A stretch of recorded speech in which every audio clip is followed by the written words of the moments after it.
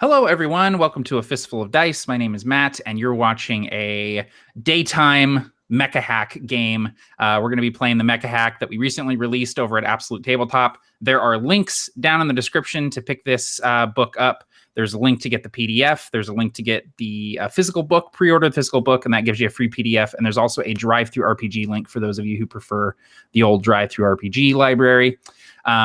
It is a game, a role-playing game based on the Black Hack by David Black, but it's all about mechs. It's all about giant robots kicking the snot out of each other, fighting kaiju, blowing stuff up, fighting amid the ruins of blasted-out cities and all kinds of cool stuff. It's very Gundam, very Patlabor, Robotech sort of stuff. So if that sounds like something you think might be fun, then definitely check it out. And it's got just gorgeous artwork by our own Hankrin for a Nail, Brandish Gilhelm, who is playing with us today. So we're getting to play with the artist here. I'm going to let these guys do just quick introductions. Just introduce yourself, say who you are. If you have something to plug, you can absolutely do so. And then we're just going to roll into this. We're going to create our mechs, and then we're going to play a quick little one-shot game here. So we're going to start from my left to right and begin with Barker. Hi, everybody. My name is Barker, and I am going to plug this game. I'm not sure if you've heard of it. It's called the Mecha Hack. It's actually the game that we're going to be playing today. Check it out. Actually, I want to plug Runehammer's art in there because it feels like it's complete. You know what I mean? It's perfect. Everything about this book visually in the text just seems perfect. And so I'm really, really excited to get involved with playing this game after multiple scheduling snafus. Awesome, man. Yeah, I'm really glad that you're playing with us too. All right, Chris, go ahead, man. Hey, what's up, guys? My name is Chris. I actually have a small YouTube channel called the RP Ginger. You can find me there and also on Twitter. Go ahead and check me out. I run a lot of Wizards of the Coast modules. Right now I'm running Storm King's Thunder. I've run Curse of Strahd.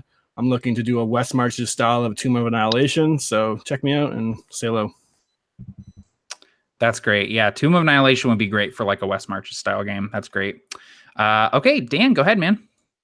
Hey, I'm Dan, the token Brit in this game. I had nothing to do with making this game, which puts me in a minority, and looking forward to it. Awesome, man. And finally, the man of the hour, Hankrin for an Ale. How am I the man of the hour? It's noon. It's too early to be the man of any hours. Hey, you guys, just me here. I just am realizing right now I need more blankets on my sound equipment. Barker's really got some style going there. Like, it looks so cozy in there. I have no blankets on any of my electronics. Those are just, if he gets tired, he can just grab a blanket and just pull it on. And yep, that's my plug is amplifier blankets. My Absolute Tabletop. Be sure to check those out. We should see if Printful makes those, Barker. We can just make amplifier blankets with just the app monogram on there. Yeah, they're all flags. They're actually all flags and banners, so we could just make a banner. Oh, well, there you go. Perfect. Awesome. Okay, guys, so let's roll up some mechs. I know not all of you have the PDF, so if you don't, you can just very easily follow along. I'm going to be screen sharing here, so you'll be able to see. Let's do that. There we go. So for those of you with the PDF, we're going to be using the building your mecha process on page 10. And the first thing that we're going to do is we're going to roll up some attributes. So there are 4 attributes in the Mecha Hack. There's power, mobility, system, and presence. Power is like your physical output, your ability to attack. It's the might of your mech. Mobility is your speed, your agility, your ability to dodge attacks from enemies, your fleet of footness on the field. System is like your computers, your sensors. It's the brain of your mech. It's what you roll to hack into stuff, to jam sensors, to if you're getting shot at with guided missiles, you can try and divert them with system, stuff like that. And then presence is sort of like the charisma of your mech. It's sort of the bravery of your pilot, your heart on the battlefield, your ability to instill sort of reverence in your allies or awe in passerby, sort of stuff like that. So very simple. You're going to roll 3d6 down the line in that order: power, mobility, system, and presence. If you roll a 15 or higher on any of them, The next one, you have to roll 2d6 plus 3 instead of 3d6. So that's just a way to balance it so that you're not sitting there rolling 4 18s in a row.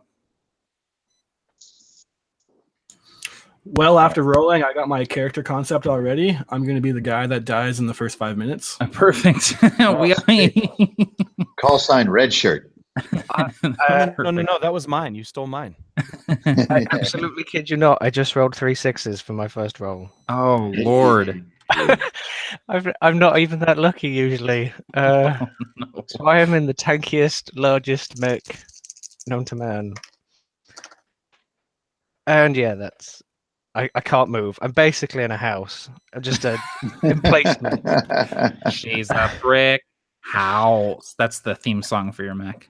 She's mate. Let that reactor hang on out. All right. I got sort of just a good mix. 13, 15, 11, 11. So I'm just kind of. Oh, good. Yeah, that's really good. How did everyone else do? 6, 14, 6, 10. Well, 6s are going to hurt. A little bit of a junker. Yeah. I am on 18, 7, 12, 9. Nice. Okay, yeah. So you've got the top of the line. You're riding around in the just hot off the factory mech there. But someone's not taken the restraining bolts out of the legs or something. Yeah. 'Cause it can't move. I am at 6, 8, 13, 9. And Okay, wow, not great either. All right, so you will be able to swap 2 of those around based on your character concept, so you can shuttle some stuff around, and you're also going to be getting some bonuses from the pilots that you pick. So that will certainly help as well. So that's the next thing we're going to do is we're going to choose our pilots. There are 4 pilot archetypes in the Mecha Hack. There's Commander, Engineer, Maverick, and Quipster. The commander is pretty self-explanatory. You're sort of the leader. You can give people actions and you get boosts to your power and presence. Engineer is sort of the medic. You can reduce your armor points to increase the hit points of your allies. And you also add some boost to system and mobility. There's the Maverick, who's sort of like the ace pilot, bad boy type. You are really good at fighting, and you can reduce your armor points to deal additional damage. And then finally, there's the Quipster, who's sort of like he's sort of like the hunk from Voltron, sort of like just very like jokester, charisma based, sort of the heart of the team who keeps everyone up and fighting despite the odds. So they can do an inspiring speech and give advantage to one of their allies. So I would love it if everyone picked one of these so we could have a full fire team ready to go here, one of each. What are you guys thinking? Any of these that you're particularly leaning towards? I got Quipster. I'm eyeing up the Maverick for that juicy, much-needed mobility boost. Okay, great. I might choose Engineer, because if I chose Commander, I'd have 20 power, and I feel that's daft. You ready to be Commander, awesome. Barker? Yeah. Sure. I'll go Commander if you wanted to go Engineer. Cool. Awesome. Okay, easy peasy. So note that stuff on your character sheets, and then I can't remember. Dan, do you have the PDF or not?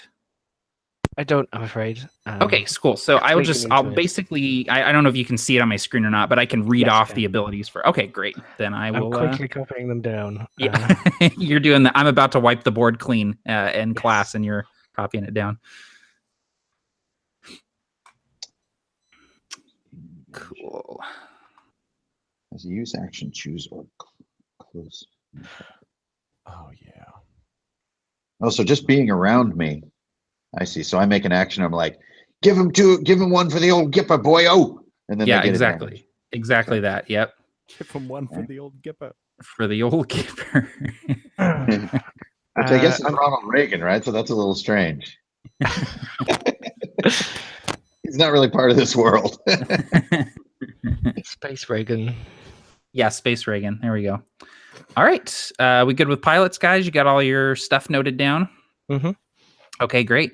The next thing, we're actually going to skip rolling our record because you all are going to be volunteer militia. So essentially, you guys are farmers, laborers. Like, you're just regular guys who happen to have come up with your shifts on this particular weekend. So you're in loner mechs, just basically patrolling around this moon. So your background is not as cool as these records here.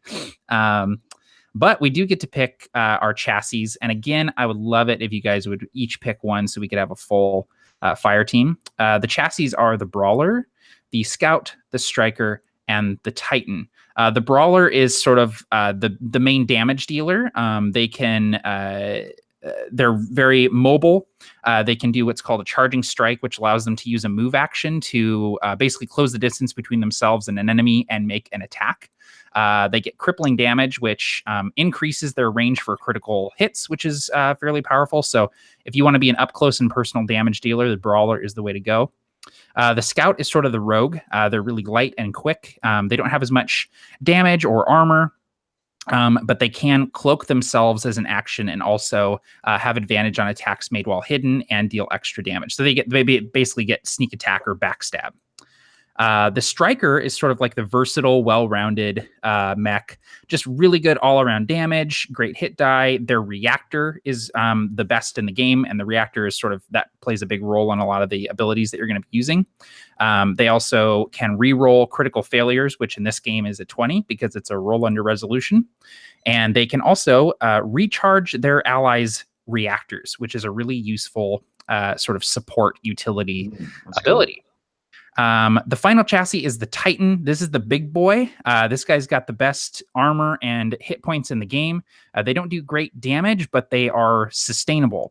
They have kinetic absorbers that allow them to essentially tank damage for others. So if someone close to you is taking damage, you can essentially put your big bulky frame in front of them and take that damage instead. And you can also give yourself or allies energy shields, which allow them to, on one attack, they can roll a d4 and reduce the damage from that attack. So, yeah, which one of these are sticking out to you guys? Let's go ahead and pick them. Well, I rolled for mine. I rolled Scout. Yeah. Dang it. Because I wanted Striker. Cool. So, Barker, you're going Striker, and Hank, you're going Scout? Yeah, if I can stick with my roll. Absolutely. What are you thinking, Dan? Titan or Brawler? The power stat, is that primarily an offensive damage dealing stat? Yeah, so most of the time when you're going to be attacking, it's going to be power. There are exceptions that are created through various things, but like 80-90% of the time you're going to be rolling power to attack. So I'd probably be doing my stats a disservice if I went for the giant tank guy, or can he still, contribute? So he can definitely contribute, and he has a heavy. I think he comes with a heavy weapon, which deals some pretty gnarly damage. So really, you can't go wrong with either one. Power would serve both pretty well. I think the idea of the tank probably appeals most. I like the idea that I would just have a mech twice as big as everyone else, and that's where Perfect. this power comes from. Yeah, so you're gonna go Titan. Okay, great. So. Yeah, so Chris, if you're cool with Brawler. Heck yeah. Awesome. Could you jump to the Titan page? I was just going to do that for you. Absolutely. So the chassis will give you your hit die, your damage die, and your reactor die, as well as your starting hit points, which you guys will need to roll. I rolled a 1. Oh, perfect. Hey, you know what? Rolling low in this game is good. So you rolled poorly on your stats, but you're going to be rolling great during the game. Perfect. I like the attitude. That's that can-do attitude that makes or breaks a mech fire team. Honestly, I don't know where this streak of luck is coming from. Rolled the full 10, so I have 14 health. So hey, there you go. Everyone just stand behind Dan because he's got everything. Apparently. I don't know where this is coming from. All armor and all weapons and shields. Yes. That's a lot. Got a 10. Oh, wow. The chat's going crazy. I've been not looking at the chat. Time for my D20 call sign roll. Oh, yeah. And then whenever you're done getting all of your stuff from your mech chassis, we get to roll call signs, which is my favorite part. Yeah.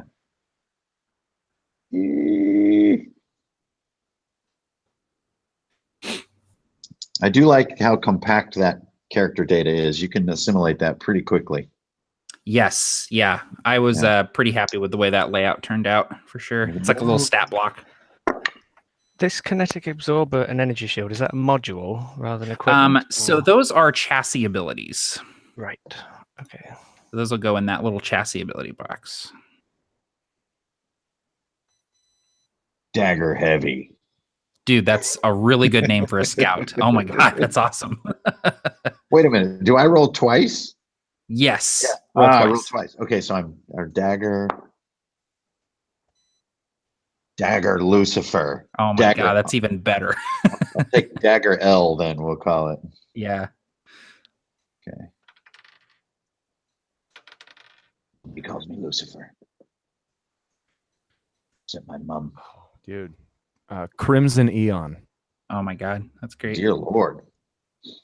I'm a You'll be doing the solos. Mm-hmm.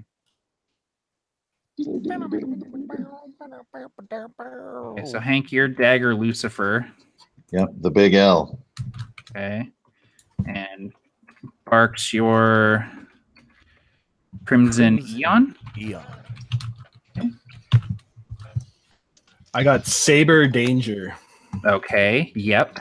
That's very Pacific Rimmy. That is very Pacific Rim. And then Dan, when you're done with your chassis there, if you want to give me 2 rolls of a D20 and tell me what you get. I got Crimson Heavy, which Okay. makes sense. Let's re-roll that crimson so we don't have 2 crimsons on the fire team. Maybe we come from the same farm or something. Oh, brothers backstory. Yeah, if you guys want to be brothers, that's fine. I'll roll a different one, Dan. Actually, it's your choice. Oh, that hurts. The other one was Saber. I can't stop rolling on unique ones. Tanker Heavy. Okay, well, The that's heaviest pretty much heavy. the stock Titan call sign. That's perfect. All right, so we got Dagger Lucifer, Crimson Eon, Saber Danger, and Tanker Heavy. Great. Okay, cool. So the last thing that we're going to do is everyone gets to pick one module. There are different kinds of modules. These act sort of like feats. They allow you to sort of further customize your mech and give you different things that you can do. Most of the time, they're going to give you an additional action option. But there's also some that grant sort of passive bonuses. There's offensive modules, defensive modules, and utility modules. I'll let you guys sort of look through those for a couple minutes and decide what you want. I don't mind if you guys take the same module. We don't need to all have different ones necessarily. And then for you, Dan, I can read off a few of them that you might want.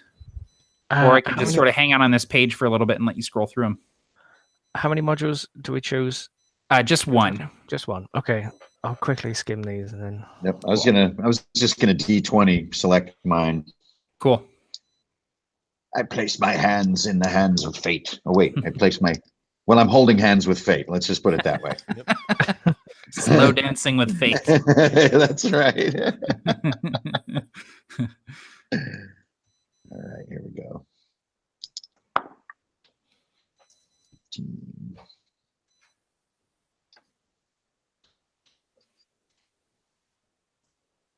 I got targeting array with mine. I got Targeting frag is great. mines. That's Ooh, kind of frag mines. No one's taken frag mines in a game I've seen yet. That's great. Cool. How does it take an action to like deploy a module in effect? Or... Most of them require an action, and they'll note that. Some of them take use actions. Some of them require attack actions. It really just sort of depends. Okay. And Dan, if none of these appeal to you, there's also a block of utility modules. So there's a whole nother set of these guys on the next page if you want me to scroll to the next one. Okay. Do I have a shield or will I get a shield? That seems... Yeah, so with your starting equipment, you don't actually have a shield because you have a heavy chain gun. So if you wanted to take retractable shield, that would allow you to wield a shield and the chain gun at the same time. And what benefit would that... would give you extra armor points. It'd give you 2 additional armor points. I'll quickly read the utility, but that seems like a good idea, I guess. Cool. Yeah, I'll let you skim through the utility.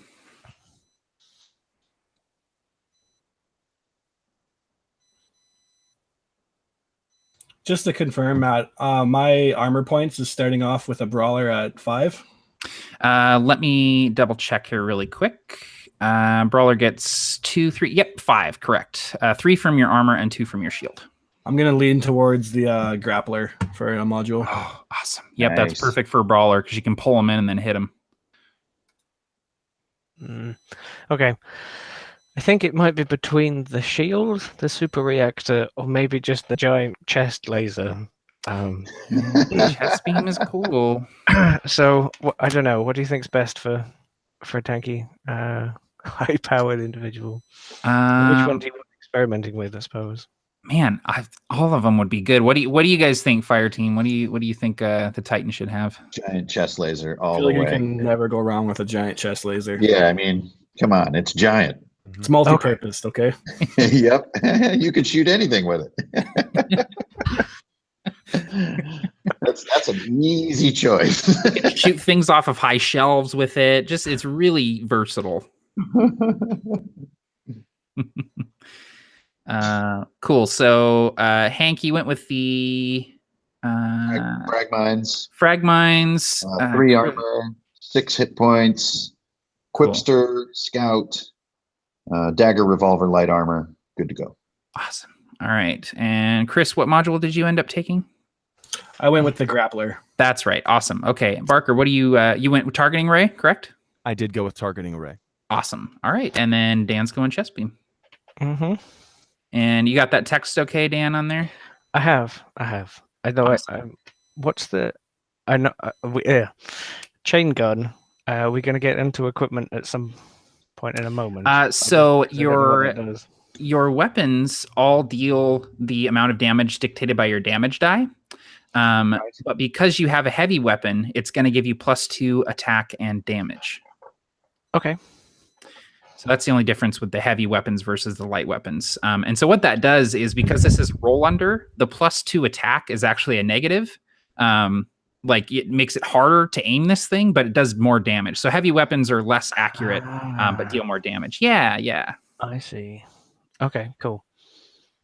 Awesome. Okay, and that's it. So we just rolled up a whole fire team in about 20 minutes. The system's super easy, super quick to use. Great for one-shots for that reason. If you're if you have a D&D game scheduled and 2 people show up instead of the usual 5 and you're like, hey, let's run some Mecha Hack, it's really quick to roll up a fire team. So it's one of the reasons we didn't include pre-gens with this game is because we're like, it literally takes like 10 minutes to make a character. So we really don't need pre-gens. So normally, I would allow you guys to take some consumables and weapon qualities, but because you guys are like frontier militia, you guys really don't have many supplies. You've got what you've got, and that's about it. So, okay. Anyone have any questions, clarifications, stuff missing on their sheet before we get started here?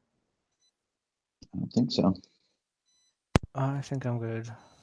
All right, awesome. And any questions that come up during the game, I'm happy to pause and answer. So, okay, let's play some Mecha Hack. I'm going to do a quick check of the chat here and make sure it's not burning to the ground. Awesome. Jake's here. Josh Glisson's here. Hey, guys, thanks for showing up in the middle of the day. Appreciate it. Okay. As frontier militia, the biggest danger of your job is probably dying of boredom. Every few weeks, you're called to action. You're farmers, laborers, mechanics. But every few weeks, you get to be mech pilots. You drop into the seats of these rusted, clunky, old, retrofitted labor bots that have been fitted with weapons. And you keep the peace. You do patrols. You see to minor border disputes. Mostly you walk around and make sure that everyone's behaving themselves. Today, Fireteam Foxtrot, you 4, who have all served together multiple times in the past in your tenure as volunteer militia, you've been called to resolve a dispute between 2 farmers. They homestead a few hours outside of the city of Ruston, here on the moon of Grenwald IV. Their names are Jurl and Titus. You're walking now, the four of you, down an old dirt road. You probably have your mechs on autopilot. You just have the throttle pushed forward and you're all sitting back in your seats, maybe chatting back and forth over the short-range comms, swapping stories, catching up with each other. It's been a few months since you've seen each other. And you probably are a few minutes out from this homestead, and you don't imagine that it's going to be a difficult job. What are you all thinking about? What are you talking about? How are you preparing as you sort of crest this hill and get into range of this homestead? So I imagine as we're kind of walking down the road, you see my mech kind of lagging in the back, and there's like sparks periodically shooting out of his leg and the shoulder pad, and it's kind of walking all janky. And I'm on the comms, and I'm like, I can't believe they gave me Saber Danger again. Like, you got Dagger Lucifer, Crimson Aeon, and I got fucking stuck with Saber Danger. The only danger is my life being in this fucking mech.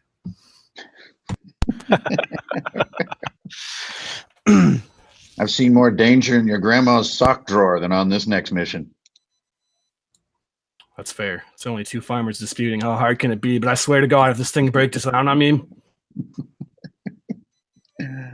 The huge tanker heavy just like really, really slowly turns to you, and you can see, you probably see or imagine my grin inside the cockpit.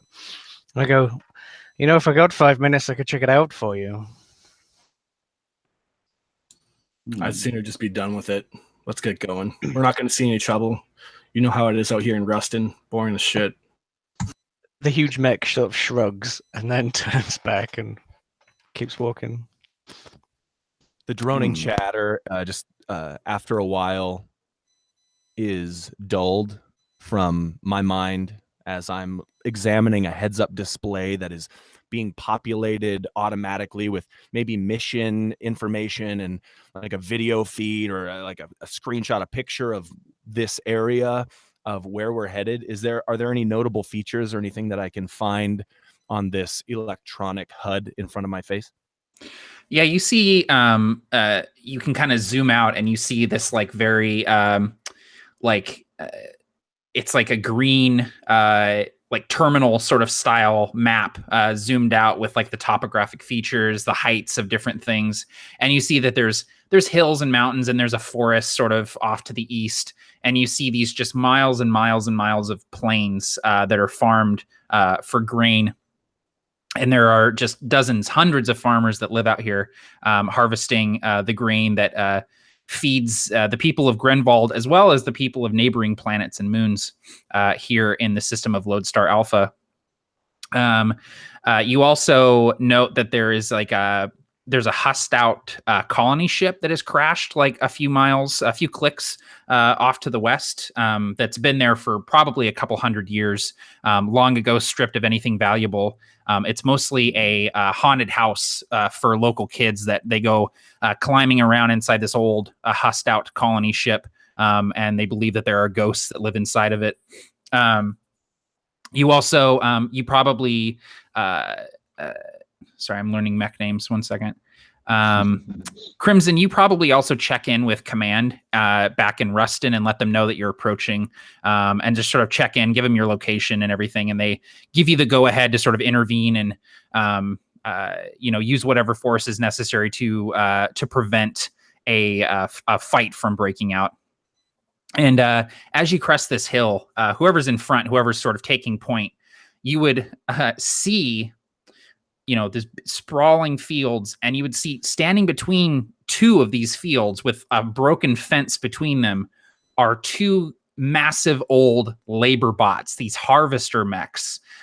Both of them have one hand is like a scythe, the other is like a big like digging tool, and they have inside their torso these combines, these big sort of like they just walk around, and the grain sort of goes into these combines and gets ground up and processed. These two mechs, you see them standing there, and as you come around the corner, one of them wheels back with a digging tool and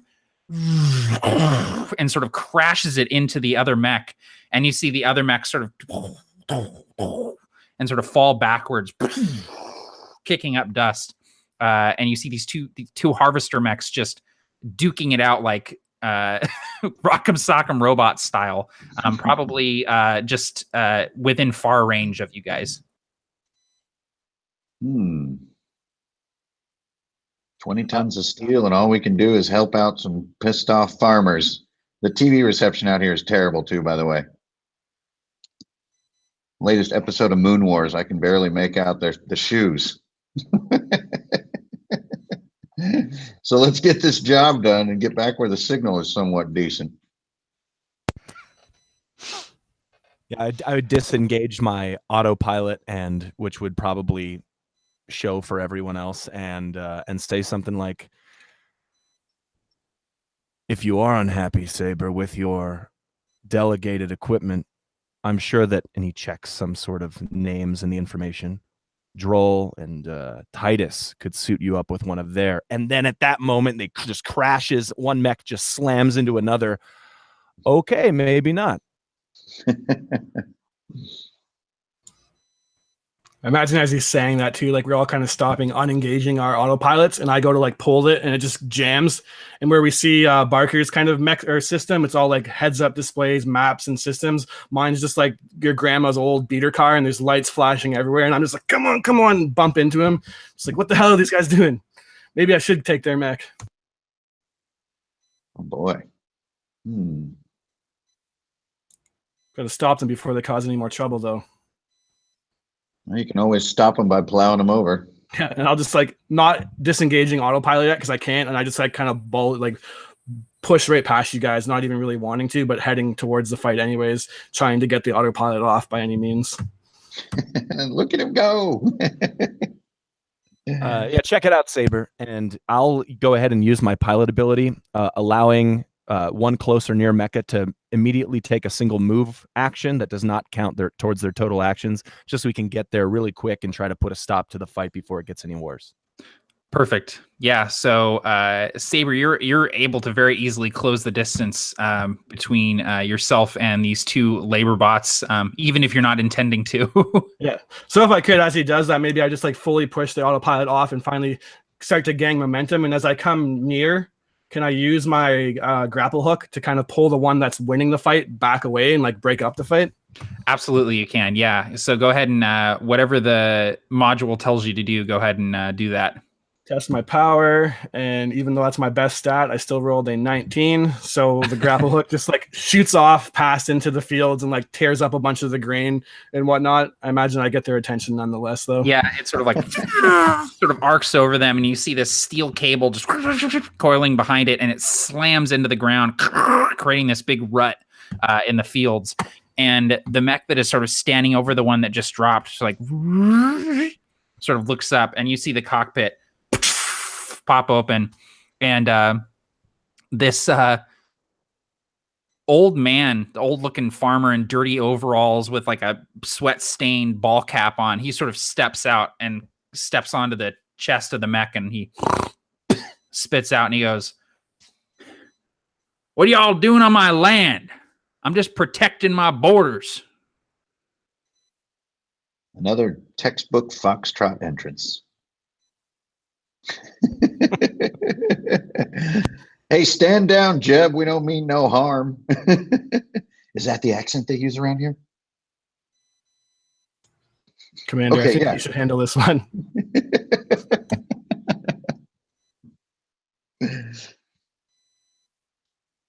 No. You go right ahead. And actually, he means it. He's going to stand back and just observe for starters. He's going to send the Quipster up. He's going to send you up, DL. Yeah, because DL. you are more kind of casually acquainted with a lot of the people of this world, and these two don't seem to maybe want to talk to some sort of official person. So I see my little green engage light go beep, beep, beep, beep. Like we have a nonverbal like maneuver system that we're doing. So I'm just like, oh, dang, it's my turn. So I'll take a couple of steps forward and pull my revolver and kind of spin it around on one finger and back in the holster. And I'd be like, you farmers going to make this interesting, or can we just go about our business and go back to watching television? The hatch on the second mech, the one that dropped to the ground, pops open, and this much younger looking man comes up, also wearing sort of dirty farmer's clothes, and he has a gash on his head. You see blood kind of trickling from a gash on his head, and he's holding a washcloth to it, and he comes up and he goes, "Don't tell me, tell Jurl. He's the one that knocked me on my ass. Just trying to get some work done out here, and he thinks I'm coming up on his borders. He thinks I'm the one that knocked this fence over." So I'll look at like my mecha head, like goes very slowly with this big hydraulic hiss to look at this fence. I'm like, seriously? You guys are slamming 100 pounds of old vintage steel together over a damn fence? I mean, all right, well, let's get our saws out and our glue. I'm sure we can repair this relationship.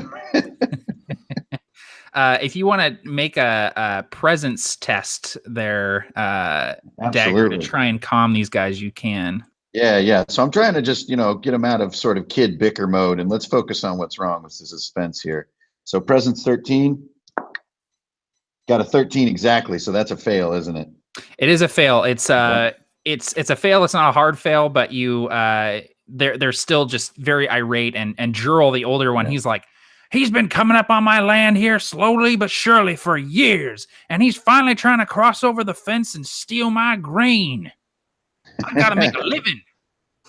Can we just say that my grapple hook re-engages now and starts to draw back and totally rips their fence to like shit?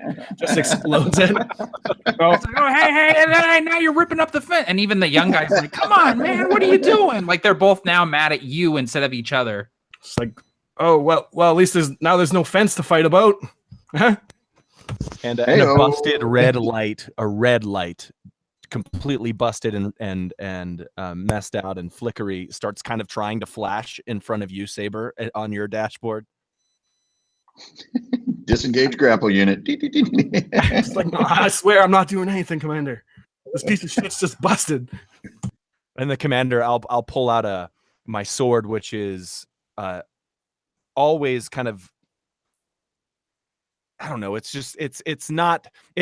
a wind turbine blade. That's what it is. That's been kind of sharpened in one area, and he just kind of holds on to it. And then his other arm connected to it is this shield.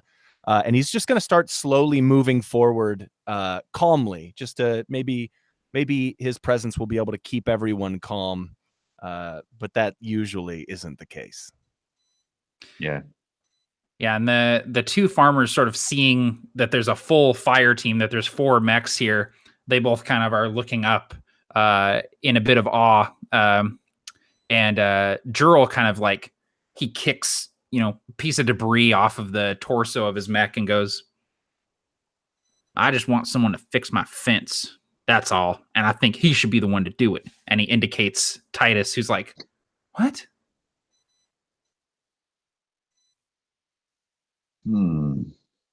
I think in the background there's just a very, very large mech shaking his head, like huge hands, like covering his face. How much of the fence is ruined?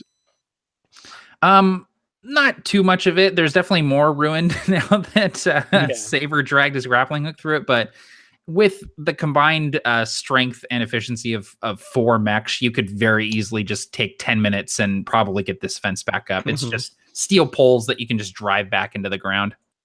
All right, Fireteam Foxtrot. Looks like it's time to save another cat out of a tree. Go ahead. Activate carpentry mode. I love how dramatic that was, Captain. And as I say that, I just go poof and like stab one of the metal spikes of the fence into the ground. Is there a nearby pine tree or anything that could just be like, you pull it up, strip all the branches off it, and lay it down sideways? Absolutely, yeah. You can do some lumber, and you get the steel poles, you put them in, and within 10-15 minutes, you guys have this fence put back together. And Jurl is standing there on his mech with his arms crossed, just cockeyed, looking at all of you the whole time. And once you're done, he just goes, "Much obliged." Yeah, more like Fireteam Foxtrot. Am I right, guys? Yeah. This mission over yet? Yeah, and Crimson, you get a this is Command, Preston Command, checking in on the border dispute. Is everything taken care of over there? It's getting that way. Looks like we're going to have to pull in some serious ability out of our. And he stops himself and says, "We're constructors. We're construction workers today." And he sounds like a typical day there, Fireteam Foxtrot. Go ahead and double back and head back to Point Ruston when you're done. We're getting some strange radar activity, and we're calling in all mechs for repairs and diagnostics. Probably just another broken fence. Mm-hmm. Getting on radar. Big fence. So you guys finish fixing the fence, and the two farmers sort of come to a tentative agreement, and they're both on either side of the fences. The younger one, Titus, he gets his mech upright again, probably with your help, lifting this huge sort of construction bot up, and he goes, "I appreciate your help. Is there anything I can do to compensate you for your time? I feel bad that you had to come out here and placate an old man." At least you gave us something to do today. "Yeah, I suppose I kept you busy." He goes, "I actually have something here that might be of use. Used to belong to my granddad when he served in the Corps. I never had any use for it." And the mech reaches back and pulls out this little sort of spherical object, and he holds it out to whoever's closest. And he's offering you guys an old scouting drone, which is one of the consumables on page 24. Ooh. Loot. I'll grab it if nobody else does. Yeah, you were right up there with dragging a grapple hook across the border. Go for it. So he hands this scouting drone to your mech, and you can magnetically attach it sort of wherever you want. That's you can use a use action to deploy the scouting drone. It lasts for a minute, and you can sort of scout areas with it. You can perceive through its senses. So it's a cool little bot. So as we're departing this scene, just for good measure, so they're like, they're still, I imagine, eyeballing each other. So I'll be like, hey boys, just to make sure that these disputes don't continue, and I'll go ahead and place a mine where the fence is. So that way they'll keep their distance from each other. Perfect. It's I think I just roll reactor for that, right? You do, yeah. And that's a D6? Oh, yeah, for the scout, it's a D6. And that's how much damage this thing will do if one of them steps on it. No, so the reactor is just to make sure that you don't overheat from using it. So, yep, you're good. As long as you don't roll a 1 or a 2, you're golden. So, awesome. You plant this mech down, or this mine down, and both farmers kind of look at it, and surprisingly, they both kind of nod. And Jerome goes, "Yeah, that'll work."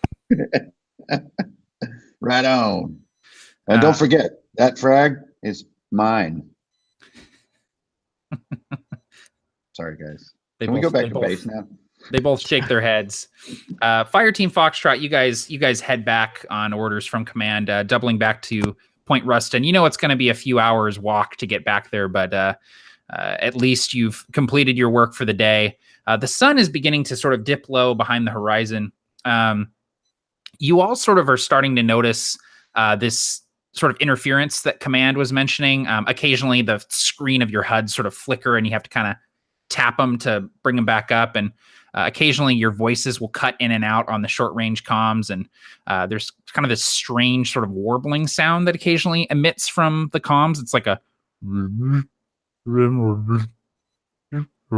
it sounds like a voice that is coming like through water or something like that. There's just this strange staticky sort of thing. So there's definitely some weird interference going on.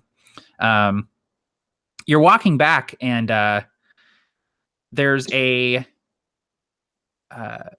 who would be taking point, do you think? I will. Nobody else is. Yeah, Danger seems like our go front for it. guy. So, Danger, you're sort of up front, maybe up a few, maybe a click or two in front of the other mechs in your fire team, and you would get a wait bleep on your HUD as you see some sort of fuzzy red dots sort of moving towards you at distant range on your radar, unidentified metal objects. Just kind of come to a stop, look down at it, and just kind of smash it a couple times, assuming that it's busted again. Presuming that it obviously doesn't stop, I would like to make maybe a try to see what my radar, like see if I can like look out and actually see what it is, or is it too far away? Yeah, if you want to give me a system test, that would be great. Boy, do I ever. Yeah. Definitely a fail. So you use the telescopic lens on your on the optics of your mech, and you zoom in as far as it'll go and sort of scan the horizon, and all you see are like the hazy shapes of trees. You do see a couple of trees sort of bend a little bit, and birds go up in flocks. There's definitely something moving through the trees, but you can't tell what it is. All right, let's send out that scouting drone. Now seems like a good time as ever. Yeah. Just kind of magnetically pull it off and then press a button on it and whip it into the air, and these fans kick on and it starts to hover ahead of me. Yeah. And do you send it sort of in the direction of wherever these blips are? Yeah, just say, Captain, I got something on the radars here. It's probably just my mech messing up, but I'm going to send out the drone just to be sure. And then I'm getting the interference too. So yeah, check it out. So you send out this drone, and you sort of fly it over the trees, and you maybe even descend it below the treetop so you can see what's moving through the trees here. And you see there are several large shapes, mech-sized shapes, but they're strange looking. They don't have the humanoid shape that most mecha have here in Lodestar Alpha. They have these kind of like almost insectoid looking sort of carapaces, and they're sort of moving about like almost moving like velociraptors on these reverse jointed legs, and they're moving fast through the trees. You've never seen anything like these things. Yeah, as my drone's kind of like getting closer and closer, trying to make out a clear description, I just kind of page over. Captain, can we get word from command if there's another fire team out here? I'm seeing something pretty weird looking. Nothing I recognize. I would do what I need to do and flip the switches and tap the display as much as I can. And I'm having trouble with it. And I communicate this exactly to command. Do I get through? Does anyone else come back? So you flip on your long range comms and try to signal to command, and all you're getting back is Damn. There go my shows. I was really hoping for that season finale. Yep. And everyone hears this white noise in their comms. Oh man, even between the mechs, are we blocked from okay? each other? So I had a comm link, so I just assumed that everyone. Yeah, you guys all hear the static from command. Saber, you probably calculate that you probably have the equivalent of 1 round to prepare before these things break through the tree line and see you. All right. Well, they're definitely coming our way. Don't recognize them, and we can't get through to command. What are we doing? Are we assuming defensive positions here, Captain? Definitely. Absolutely. There is then this really loud. It's like the huge chain gun like rolls around from the back of the mech into like a firing position. My arm like locks into it. Wait, Tanker, don't you have the chest cannon? Let's use the chest cannon. That sounds awesome. Fire that thing up. It only shoots close, so they man, they have to get a little further. in action. The best offense is a good defense. I think the best defense is me furthest back. This thing's not going to last in a scrap. Tanker, how about you get up here? I will start getting up there, but not at any particular speed. So if I see Tanker going up, I'm gonna tap him on his big mech shoulder and be like, "Hey, you played basketball in high school, right? Then you know how to shoot." So on his next shot, then he'll get advantage. Perfect. Oh, sweet. That's my inspiring speech. That's all you get. I'll ready my submachine gun if I can, Matt. Great. Okay, so Tanker, you're moving up with Saber. And what about Crimson and Dagger? What are you guys doing? Are you hanging back? Crimson is going to hang back kind of on that hill line behind everything, and he's he reaches down with his left hand, and the magnets switch polarity, and you see his submachine gun just into his hand, and he's wielding that in this moment. Awesome. Matt, can now a frag mine is, I'm familiar with it, is like a disc. Can that be frisbeed? I will allow you to frisbee it with a successful power or mobility check if you want. Okay, I'll take a mobility roll, and I'll try to frisbee a mine up in front of Tanker. Perfect. So let's hope I don't botch this. Yeah, I'm hoping. Oh, to. God. You did. That's very bad. I'll be like, hey, you guys, watch this. This is a new technique I'm working on with these mines. And it like comes out of my hand a second early. And it like, and kind of attaches to the back of Tanker. Luckily, the sensors point outwards, so I won't go off unless anyone gets behind me. So you do have a frag mine on your back now. So I'll play it off like, yeah, see, that way, when he engages in combat, it's going to be great, guys. You just see like a shot of my wide eyes, I think. little blinking light on your back.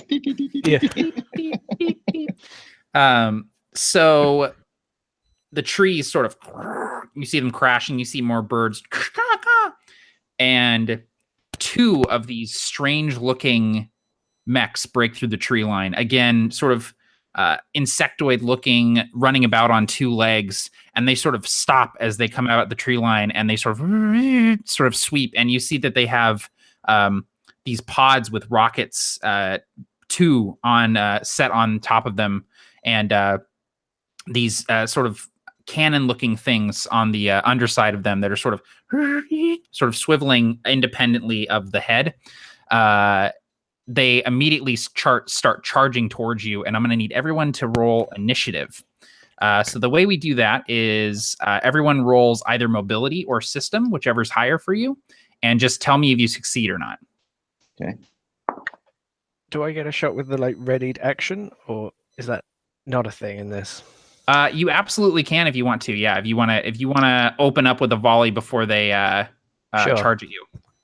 Does the chain gun have long range? Yes, so the chain gun, it's a ranged weapon, so basically it can fire anywhere at any range. It has disadvantage at close and distant. These guys are near to you, so that would just be a regular roll. Okay, cool. I used the reroll and I succeeded. Perfect. Easy. Would I get some damage?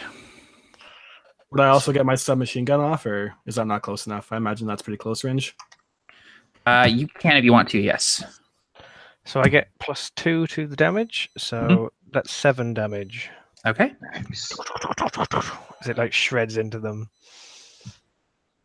Yeah. And then I've got initiative. All right, and Chris, how'd you do? I rolled a 3, and I'm assuming it's power. Well, that's a success regardless of what it is. Yeah, absolutely. And then just 2 damage if D8's my damage. So yeah, I rolled a 2. Cool. So these things break through the tree line, and Crimson and Dagger, you guys both hear as gunfire just erupts from in front of you. You see the bright flashes as the sun is sort of setting. You see these bright flashes from the muzzles of these gigantic weapons. One of these jump pod things just gets tore up, and the bullets just rip through it, and you see it fall, and there's a strange explosion of like blue energy, almost like this thing is powered by something other than the atomic reactors that your mechs are powered by. Just it's a good job, guys. Nice shooting. All right, and then it looks like we got Crimson with a success, Dagger with a success. Oh, everyone succeeded. Okay, so you guys all get to go before the bad guys, and you can go sort of in whatever order you want. Crimson, since you're the commander, you can kind of dictate the initiative order if you wish. You know what? This isn't a very official outfit, so I like to think that everyone kind of has free reign of their own decisions. Now that combat has broken out, everyone kind of trusts each other. I trust these people for the most part to frisbee frag mines onto their friends. But listen, we haven't seen the way that has panned out yet. So I actually will. Everyone gets a green light. And I usually do not move first, though. I'm not going to move from this area yet.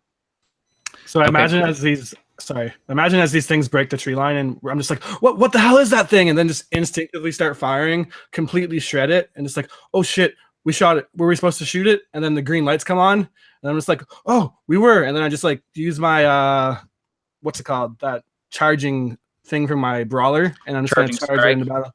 Yep. Going in, Captain, and then move up, roll a 7 with my 15 power. So I believe that's a melee attack and just D8 always, right? Yep. Come in for 7 damage as I just like dash across the field. You see my engines kind of kick on and just this burst of energy as I fly across. And then laser axe comes up and just kind of uppercut the thing. Sparks start flying. You see the hot metal kind of melting. Yeah, awesome. You come up alongside it, you swipe with this axe, and it sort of like starts to dodge out of the way, but you catch one of the rocket pods, and it sort of flies free and explodes off to the side as you chop it free. Damn. Do you mind if I go next? Go for it. Cool. So can I get into close with it and follow up? Yeah, Cool. So you can use one move action to go from near to close. Cool.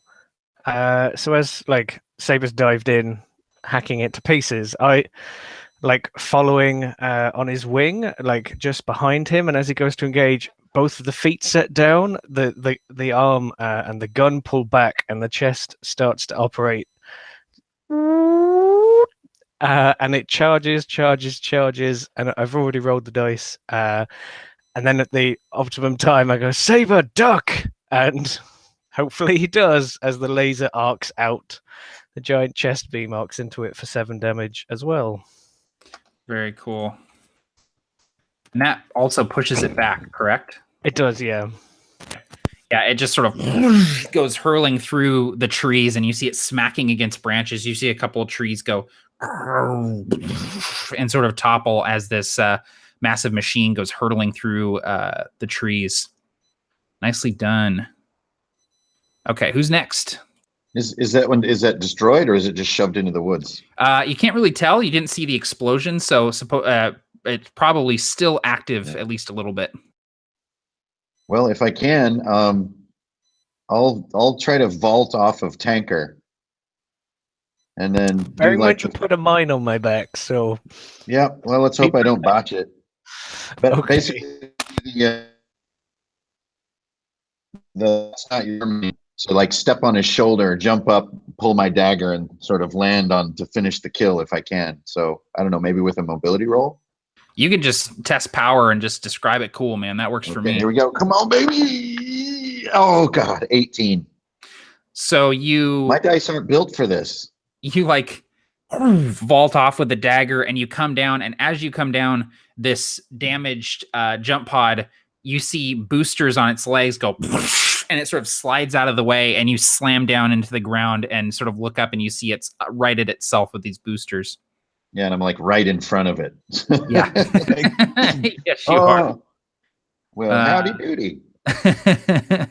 All right, Crimson, you're last on the fire team. Yeah, Crimson Eon actually starts moving forward into the fray. He's pretty far, so I'm gonna move to nearby, I think, to all of the enemies in front of me.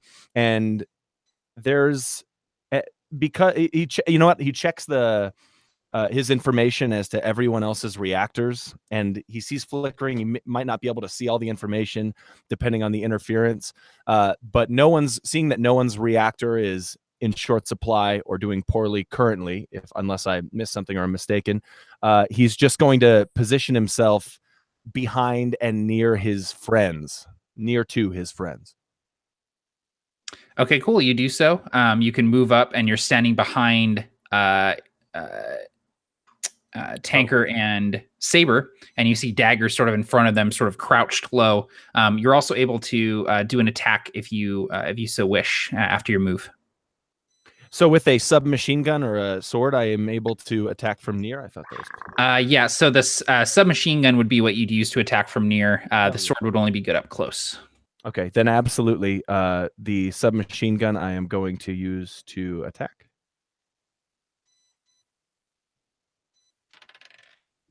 And I fail. So you do a spray from the submachine gun and you don't hit anything of note. You just shred some of the trees. A couple trunks just explode as you shoot bullets that are probably the same size as a human man into this forest. Yep. All right, it's bad guy's turn. So this jump pod has righted itself with its boosters. It sort of scans all of you, and you see this sort of red light sort of sweep through. I'm going to need system tests from, let's see, definitely Dagger and also Tanker. System tests, please. Let me know if you succeed or not. Okay, I got 12. I'm all good. You succeeded? Yeah. Hey, a 6. I'm good too. Cool. So both of you see these rockets just fire out of this pod, the one remaining on its shoulder. The rockets are very obviously guided. Both of you very quickly get on your consoles and jet some chaff or redirect the rockets, and they all go and sort of slam into the hillside. This jump pod then sort of gets low, and it leaps over the trees, and it lands behind your line within near range on the opposite side of you, Crimson. So you, Crimson, you're sort of spraying the forest with your submachine gun, and you see this, you see it jump up, and you follow its arc, and it lands behind you, and you see it and sort of focus on you with its sort of cycloptic looking gaze. All right. That brings us back around to the top with you guys. Go ahead and go in whatever order you wish. I yell out as I see the thing jumping over. The missile kind of hitting the ground, and this plume of smoke and flame kind of erupting up behind me. Don't worry, Captain, I got you. And then I'll just kind of dash over, get in I think it's near I need to be, and I'll try to use my grapple hook again to pull him in, and then follow up with a melee if I can. Okay, go for it. All right, so power, I rolled a 3. So that's a hit with the grapple, which is max 4 damage on the D4. Nice. And then can I follow up with a melee, or is that too many actions? I'm not quite sure. So you did a move, correct? And then you did your grapple? Yeah. So but that's I do your have the charging strike. Can I do reactor dice twice, or is that kind of like overlapping stuff? So that's sort of overlapping stuff. Okay. So your move is sort of separate from the reactor die, and then you can only do 2 actions per turn. So the charging strike would have had to have been one of those 2 actions in order to use. So absolutely 4 damage then, and I succeeded on my reactor for the grapple hook, and perfect. I pulled it in there away from him. Yeah. So you. Get over here, ugly. What's that? Yeah, get over here, ugly. Yeah, this thing just lands on the other side of you, Crimson, and almost immediately, your comrade jumps into action, and it gets pulled past you towards Saber. And then I'll shout, "The ravine!" And he to the right, maybe there's a little ravine, and that's my tactics ability to grant a free move or attack action on my turn to any mecha. And can I choose Saber for that? So we can. Absolutely, you can. Yep. So Saber, now you can make an attack since your commander gave him a. Oh shucks, Commander, you're the best. I blew it on you though. I'm sorry. 17. Ravine, what do you mean ravine? And I'm just kind of looking at it. I see no ravine here. We gotta. So Crimson, you have one other action if you want to do something else. Absolutely going to maneuver. I did not stop firing the submachine gun, and now I'm just doing it here. So I'm gonna fire at this. Oh, perfect, awesome. Okay, so just inside a success with the submachine gun, and so I get a 4 on my damage die, and there we go. 4. Okay, awesome. So Saber, you swing at this thing with your axe. It sort of jumps to the side, and the sort of targeting sensors of crimson 0 on this thing. He goes, he just sends a burst of fire, and you see the bullet shred through this thing. You see that it has some sort of like shields or something that sort of flicker and go off, and the bullets just shred through this cockpit and spray this like glowing blue, almost oil out the side, and then it falls and explodes in a ball of blue energy. The 2 sort of alien-looking mecha have been dispatched, and you are out of combat.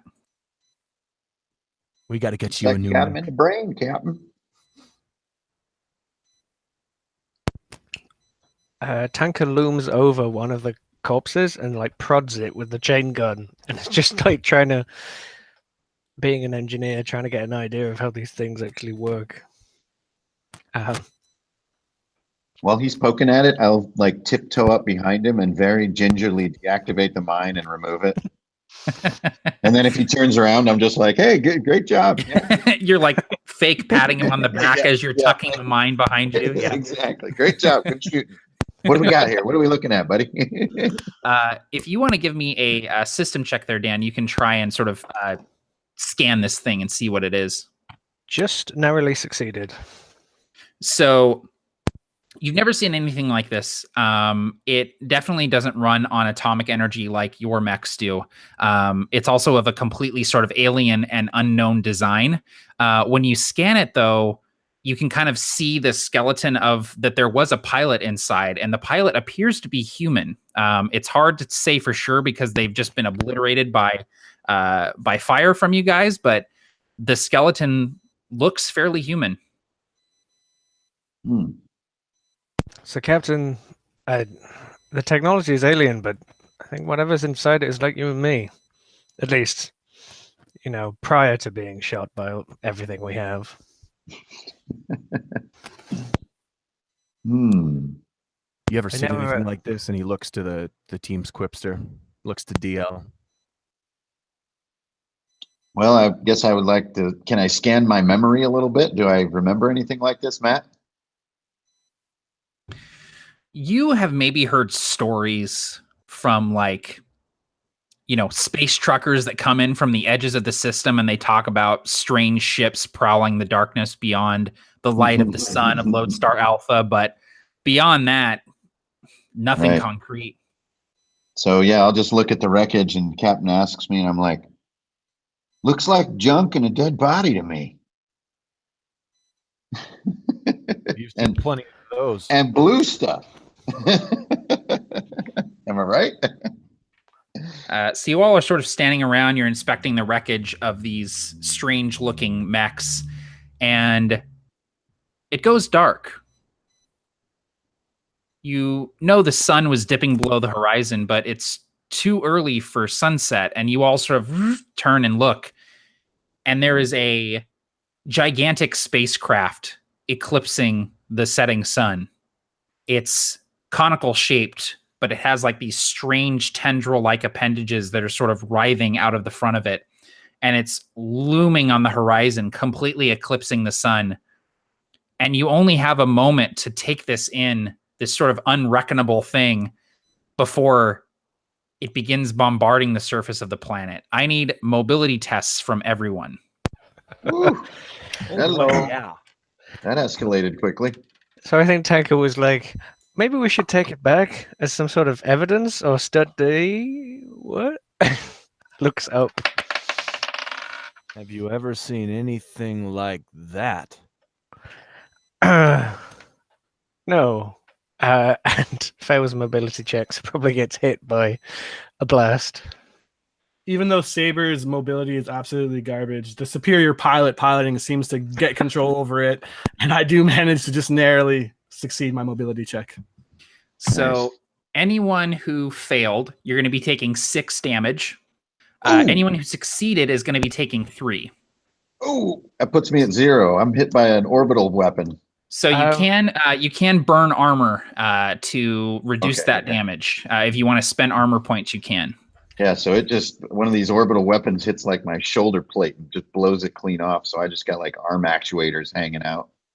If anyone's in real trouble, I can take the damage for someone within close of me. I'll take some of my armor damage, or take the damage off my armor. Commander, you have a fragile mech, right? Do you need me to take this hit for you? Oh, the commander actually dives out of the way, rolling his mech down into a small ravine. Another ravine. No, the Same same ravine. Very Very safe same. ravine. and lands on his feet and just looks immediately back up, waiting for the next bombardment. Well, then I could use the help, tanker. Jeez, I just got Sure. fried.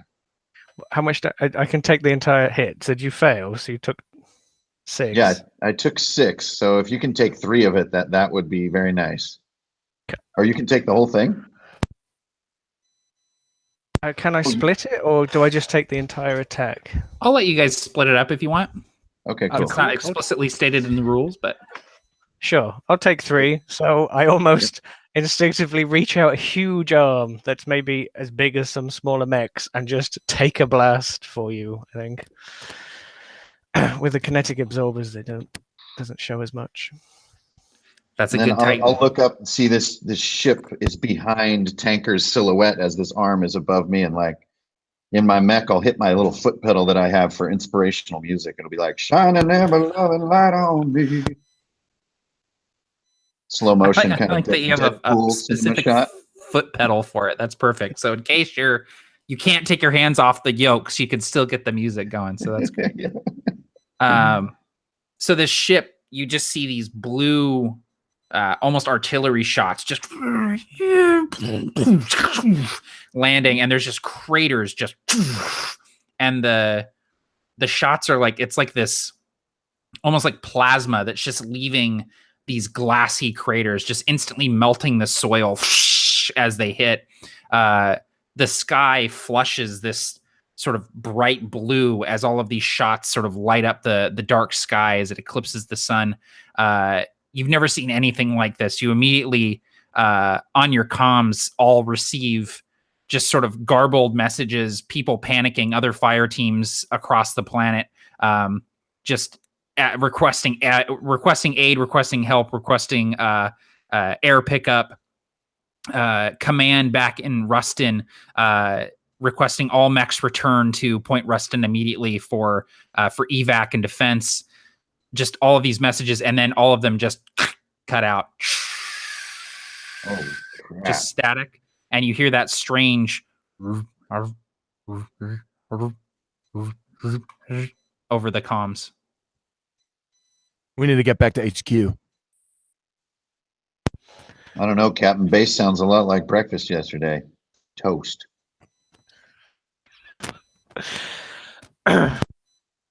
I'm so glad you picked Webster. Yeah.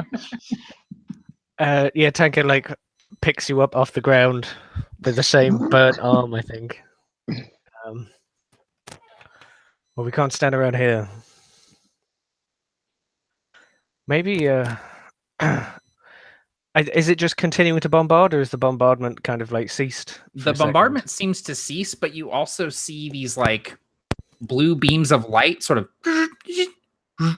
of arcing out from it that don't appear to be weapons. They're just sort of these strange sort of like spotlights that click on for a second and then turn off, and they're sort of like all over the planet.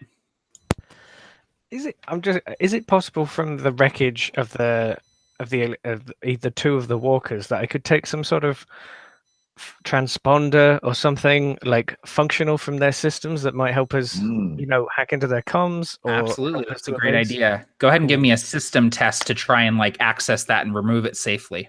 Nice. I did succeed. Great. Thankfully, I have reasonable systems. So you sort of identify in this sort of alien tech, you identify what is the communications array, and you manage to yank it free from the wreckage. It's mostly intact, and you think that with enough time, you could probably use it to decrypt messages or even hack into their comms to try and see what's going on. So it'll take some time, but you do have that now. Mm-hmm. Cool move. Yeah, probably just holding it in one giant fist. Commander, I could do some time to repair and see if we can take some of these guys down with us. After a long pause, you'll see his helmet nod, and he says, "Good call. Let's take a moment."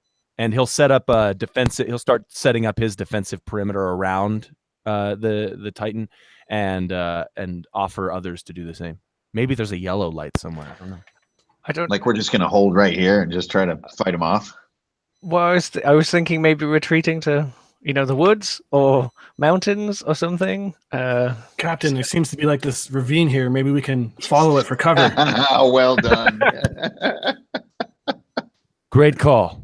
We'll get you a new mech for sure. And he actually motions toward the ravine, which leads actually near the woods, which may offer cover. But from an orbital bombardment standpoint, it's just better that we remain hidden. So Yeah, it accomplishes both. I was Matt, thinking would you from scans and stuff.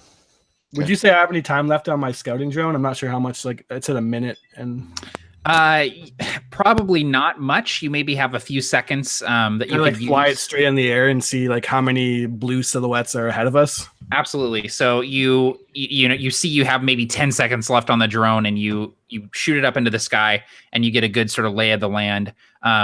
You see in the distance a few sort of cities and villages with smoke just rising from them. You can see a few clicks out from you. You can see sort of the silhouettes of more of these sort of walker mechs sort of moving about and sort of patrolling around, searching for other enemies. And you see in the distance, you see the command, you see Rustin, and you see shots coming out from Rustin, and there's obviously like a pitched battle occurring in Rustin between the mech station there and this invading force. And then the scout sort of clicks off and then falls to the ground and crashes. As it clanks to the ground, I'd say this looks really bad, guys, but Rustin's holding it down for now. Maybe if we get there, we can help them, help the evac. Yep. So as everybody's sort of preparing, moving around, we're thinking about, I'm going to fall down on one knee and grab my damaged arm and be like, it's worse than it looks, guys. I think I'm being called home. And I'm going to lay down and sort of jiggle and wiggle comically like I'm dying. But I'm actually just going to cloak real quick. So let me roll my reactor. Oh, yeah, good to go. So, yeah, I just go and kind of like refractal disappear into the background like Predator style. And kind of now I'm going to follow the team wherever they go while I'm cloaked. Awesome. So Very cool. Yeah, so I can kind of go in Viso, and when we engage again, I'll pop out. Oh, no, he's gone. Perfect. There is a merciful God. Well, if Rustin still holds, maybe we should get there. I thought we might be by ourselves. I think the communications are equally important to helping Rustin. I think we can do both. Yeah, and Tanker, that you can probably move and access the sort of the code and the programming of this transponder even while moving. You'll just have to sort of stop if you get waylaid by anything on the way. Okay, cool. Then maybe there's some sort of bay or some sort of area on that I can like put or apply the comm device into, and I can set to autopilot and be working on that then. Ready to move out, Captain? Perfect. And actually, the commander, he'll look around. Eon will look around for DL. He didn't see him cloak, so he's where the hell has he gone now? We can only hope far enough away not to hear him.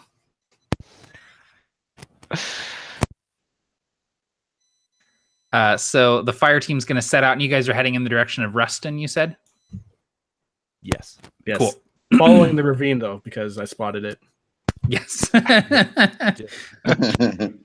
So you guys, you move through this ravine, and actually it's good. You manage to move through the ravine, and it provides you cover. There's a few other bombardments that occur over the course of the next hour or so, and you're able to easily sort of put up against the side of this ravine and avoid the damage.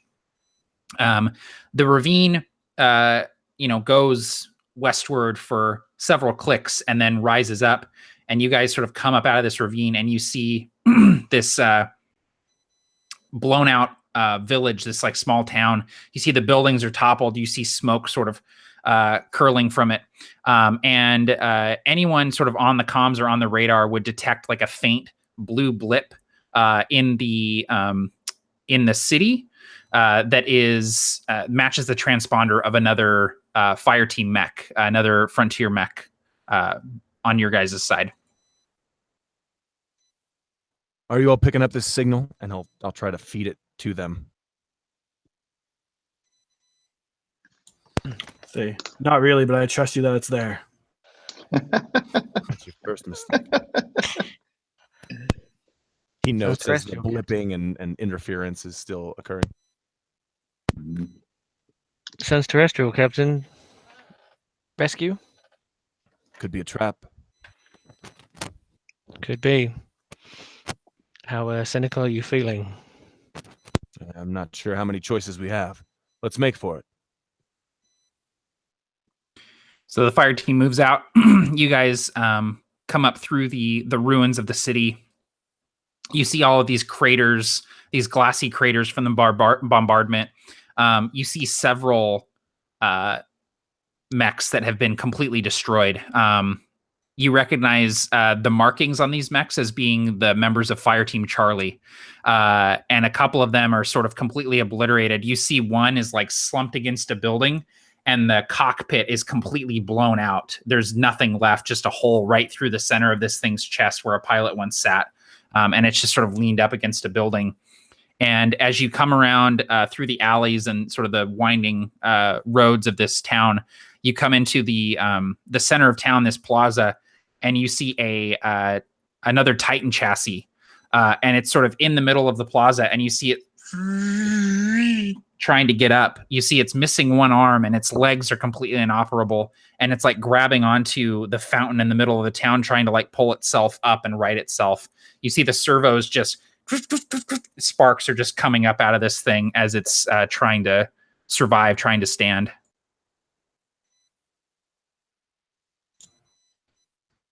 Try to call out on the systems, like on the comms. This is Fireteam Foxtrot.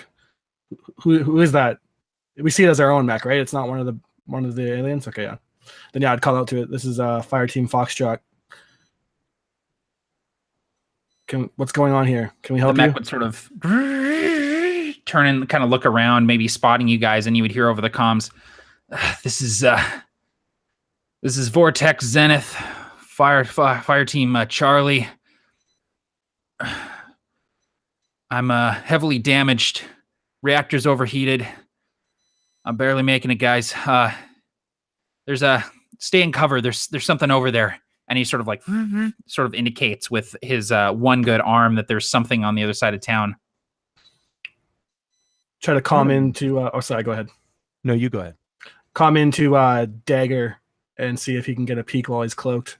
If you're there, Dagger, take a look around. Awesome. So I won't give a verbal response because I'm just staying like radio silent. But yeah, I'll go in for a closer look from cloak if I can. Absolutely, you can. So you go off in the direction that the other mech indicated. Where he's pointing. And the other three of you sort of stay in cover. And this other Titan chassis, he sort of like, and then you see the servos in his arm just give out, and he sort of slumps back down to the ground. And he goes, "I'm no good anymore. You guys should just move on. Get back to Ruston. They need help."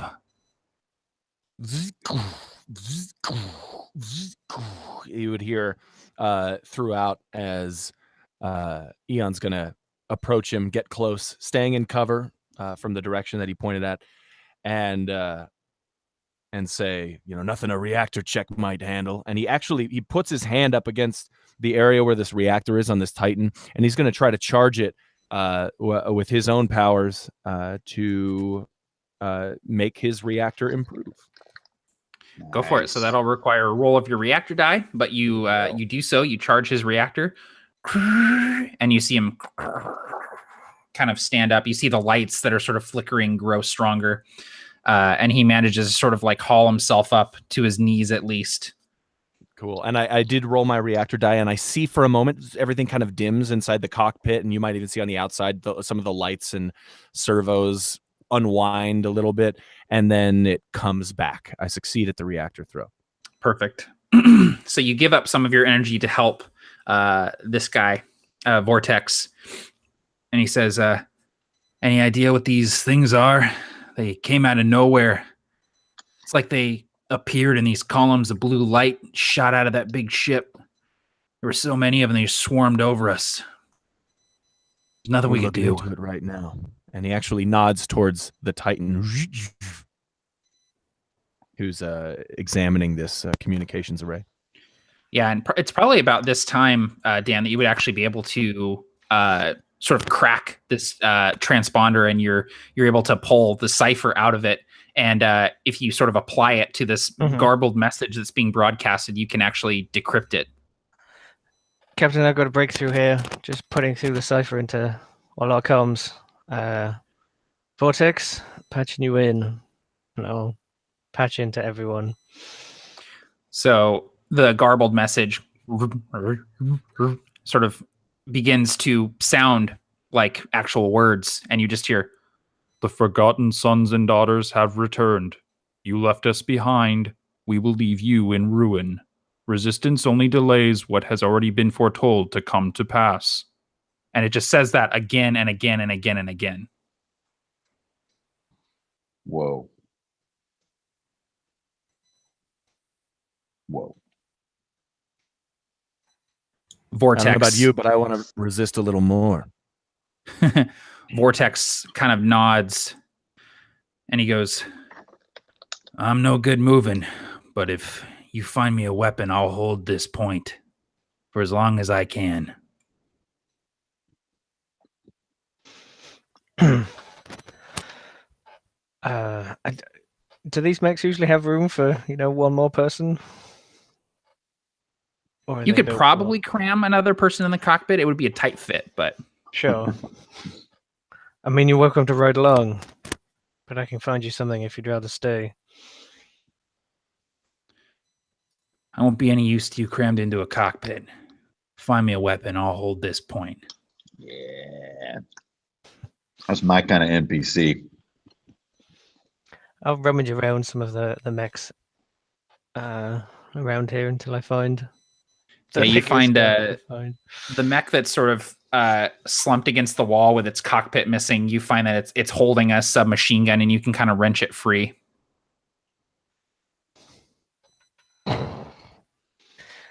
And then I'll give it to him. Moment of silence for what I'm sure we know is coming, but he sort of grabs it from you and holds it close to the metal chest of his mech, and the mech nods to you and he says, "Thank you." Don't worry about it, Vortex. We'll be sure to pay them back for what they did to your fire team. These sons and daughters are going to wish that they stayed forgotten. We'll make sure of it. Hell yeah. And Dagger, at this point, I need you to make a system test at disadvantage. Ooh. Oh, no. That's like scanning from stealth. Yeah, you're scanning for something. Okay, so I'm getting near enough to the guy. I can kind of creep up. There's this weird fractal pattern, and system is 12. So disadvantage for 12 or less. Nope, one's a 14. 14 so and 7.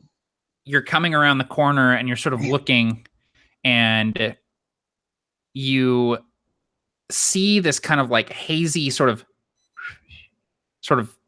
shape, and then it's gone, and you realize there's something else cloaked here. From hell's heart I spit at thee. Interesting. Is that my action, or is that like a passive reaction to it walking by me? Just you trying to spot it, so you can do whatever you want with that information. Oh man. Well, if I don't know exactly where it is, I can't really take any action. but I got to stay cloaked to get my ability. So I guess I'm just going to have to hold. I have to wait for my friends to draw it out. It would lose my advantage if I freaked out now. So I think I'm just going to stay crouched and make some predator noises. your viewport's going. Yep. You're going to the different spectrums trying to find it. Yeah, if you wanted to, you can calm back to your fire team without dropping your cloak. If you wanted to try and let them know about it. Oh, okay. Well, then I'll turn on the comms and hit my blue pedal down there next to my controls, which is Deadly Nightshade by the sword. So it's like.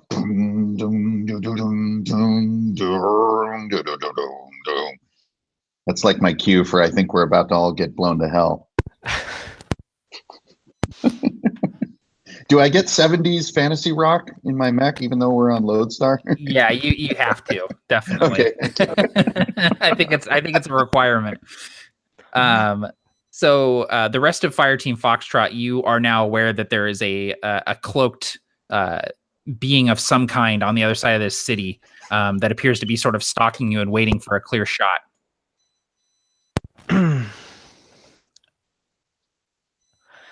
The chain gun comes round again. Do you want me to be the target boss or take cover? I think your firepower can clear an area. What do you think? You think you can get close enough? Well, wherever it is. I don't want to hit Dagger, but I could start shredding the town. Yeah, I mean, I think with my music, I'll send a little carrier signal that's just my location. Okay. With a little animated finger on it. It's a pin. It's a pin. It's all a pin. Like this is the closest known location I know for the enemy. It's kind of like where I am. So just. Okay. Yeah. I will. Can I try to barrage effect? Just shoot where that pin is placed. Yeah, you absolutely can. Are you gonna like step out from cover to do that as well? I imagine I would have to, and I'm relatively happy being the target. If the others are ready to like lock on when the firefight starts, then yeah. So go ahead and give me a power test. Do so at disadvantage, please, since you're not really sure where you're shooting at, and you're just kind of like spraying and praying at this point. Absolutely. Yeah. That is a 5 and a 7, and I have power 18, so I'm beautiful. Okay, great. So you do the Predator. Exactly. Firing into the jungle. Everyone else comes up beside you. You guys waste all of your ammo trying to shoot the jungle. But you sort of, you're just like taking out the like top stories of these buildings, just shredding. Oh, my cat's here. Hey, buddy. And you see sort of like a glint, ping, as a bullet bounces off of something, and you see a cloak drop, and you see one of these walker things standing on the top story of a building. The bullet sort of clips it. Go ahead and give me some damage, if you would. Sure, can do. Good shot. You're looking at 5. Okay. Damage from the chain gun. And at the same time, at the same moment, you see that there's almost like this spectral scope like coming out of its eye, and you see a bright flash, and it fires this beam like across the town towards you. So I'm going to need a mobility test from you, please. Okay. I'm curious because I get 2 actions and I didn't move anywhere. I just kind of I don't know, maybe I did. But could I set up the energy shield on myself? Absolutely, yeah. With your second action, you can definitely do that. Cool. So yeah, the central cannon goes, but in a different way with a different frequency, and it kind of envelops me in a shield. A power test. Mobility, please. Mobility, sorry. Oh, missed it by 1. Oh. All right. Mobility is terrible. So this sniper jump pod is going to do 5 damage with this long-range beam. Okay. I have to hope this shield covers most of that. 3 of the damage. Cool. So down to just 2 damage then taken.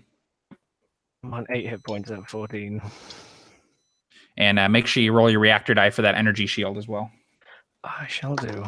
That's a good point. And Nope, I'm fine. Cool. So we can roll for initiative if you guys want to, but it's sort of like a weird situation, but it's all happening in the same moment. And Dagger, you see it appear right above you, and you have a clear shot of it from where you are. Yeah, I mean that's my cue to use my ambush capability. So I guess I just sort of go lean into my knees and spring jump right toward him, like with a boost jet, like, and just shoot up to that upper story of the building and go for like the crotch shot with my dagger as I come out of cloak. So that's like right as the song is like forged from teardrops, and then so I'm advantage on the power roll, and yeah, with the advantage I made it. My low is 5. And then and that high was 20, so that's good. Dude, brutal. And then I do 2d6 because I have the extra damage for ambush. Beautiful. Oh, 11. Look at that. Oh, damn. Go ahead and describe how you kill this thing. That takes it out. Yeah, so it's just like aimed way down at tanker, which is kind of the plan. And then just I kind of overshoot it with too much jump jet fuel and go right up from like where the legs meet up through the top of it and fly up and land behind it. Did you guys see that? Yeah, you guys just see you see it just sort of like fall in half from this attack, and it just explodes. Just shaking his head. Crimson Eon looks to the Fireteam Charlie member who's holding the submachine gun to hold that position, and he bashes his shoulder a little bit in kind of a salute fashion, but definitely pointing out the Fireteam Foxtrot insignia on his neck. And Vortex would sort of just nod, and he goes, "All right, you cleared him out. Now get the hell out of here. Get back to Point Rustin." He stands up tall, brings his arm up in a salute, and begins running away after his team. I'll come out of the steady position and then like heavily follow after, going. Guess that's why you call you Dagger then. I'd almost forgotten. Me too, believe me. That's nothing like his other name. They call him Luke, and then like I don't know, the comm shut off. We're doing right. So the four of you sort of head out. You're moving out from the ruins of this town. You get about a click or two out, and then you see these beams of light sort of shoot towards the town. They don't destroy anything, but there's just these beams of light. And you remember Vortex saying that these mechs arrived in these like pillars of light, and you immediately hear fire from the town. You hear, and you know that Vortex is sort of making his last stand back there, taking as many of them with him as he can. Oh man. Oh. And that's actually, Chris, you just brought up a good point. That is a great time for a break. So we'll do a quick fiver, if you guys don't mind, and then we'll come back and finish up the second half. So thanks, everyone, for watching. I hope you've been enjoying. Again, check out the links down in the description for the Mecha Hack if this seems fun to you. And how could it not? It's giant robots kicking the crap out of other giant robots. So it's great. So anyway, we'll be right back, guys. Stick around. 5 minutes silence for Vortex. Rip. What a hero. That's right. Yeah. 5 minutes silence for our brother in arms. One we needed. Oh man.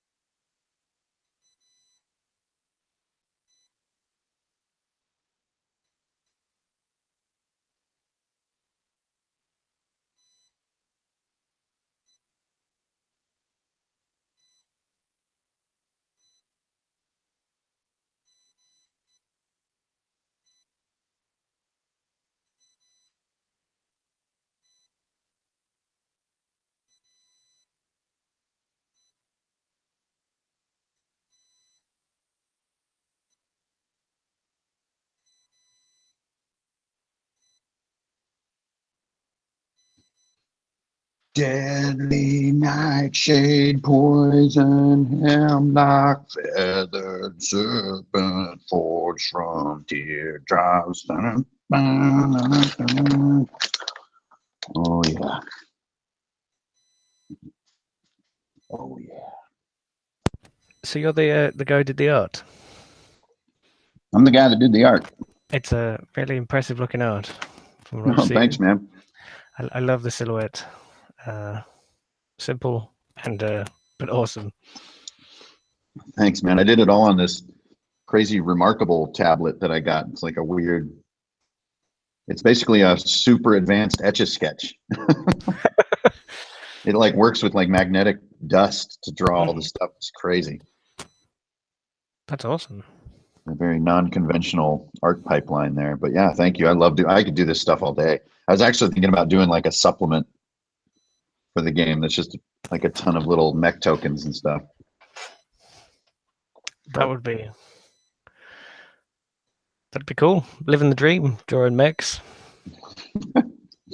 Yeah, basically I just have a spot at my local bar and I go there and I draw like half of every day while I drink. That's my lifestyle. That's the kind of lifestyle I think you see in movies or TV or something. People who hang around doing something creative. It's just mechs are so stinking fun. My last job was actually working at Carbon on Air Mech. Oh, so okay. So I was doing lots of mechy things. Awesome. Mechs for life. Yeah. Mechs and 70s fantasy rock, just like peanut butter and jelly. Mm-hmm. Yeah, you could just like. I'm sure there'll be a room for a supplement. I'm sure you could convince them. Just pages and pages of different styles of mechs and enemy mechs and all the rest of it. Yep. I could just draw that stuff for days. Trying to figure out what else I can. That was like my biggest move there, so I need to come up with another move. Yeah, I've used most of mine. Actually, I think apart from the fixing, but I've taken so much damage that I can't fix anything. So I can't believe you have 14 HP, right? That's insane. Yeah, I rolled full. Nice. But I get the option to take damage for other people, and then I can trade armor points for health. But I used all of my armor points surviving that blast, and we haven't had time, kind of, to heal up. If it makes you feel any better, if I would have taken any of the attacks you've taken this far, I would have been dead. Yeah, same here. That's what I'm here for. I rolled a 1 on my HP, so I have a total of 5. Oh, man. Didn't Barker roll low as well? Well, Ali, you into combat next then? Yep. Send me in the meat shield or the mech shield. What's your like your big move, Chris? Mine is that charging strike, so I can. It says like as an action I can move and attack, and then I have the grappling hook too. So that's basically what I'm doing. And then I crit on 2s. So that's my 3 things. Oh, okay, cool. So yeah, we do need to just sling you up there, even though you've got low HP. I've rolled 3 3s so far on attack rolls too. It's just taunting me. Oh my god. Yeah, my dice are like, why are you mad at me? I just 19. Oh yeah, rolling's been terrible. Luckily, I have 18 power, so it's really hard for me to roll badly on that stat. But, what I really want to do is you pull someone in with a grappling hook, and then me shoot them immediately with a chest beam and tether ball them. Let's make that happen. Like a cheerleading maneuver. Like stand on Tanker's shoulders with the grapple hook. We'll make a pyramid. Do that. T-A-N-K-E-R. Tanker. Woo! I was going to see how long that mine would last on my back, and if someone did attack me from the back, like have it go off. I didn't want to leave it because I know Click, and at the worst moment, he was going to remind us of that mine. Yeah, he'll blow it up. So I was like, I gotta disarm this because I'm going to be hugging you or something, and that's when Matt's going to remind me of the mine. That's like I'm like logging that away in my horrible DM brain, just like, oh, okay. Yeah.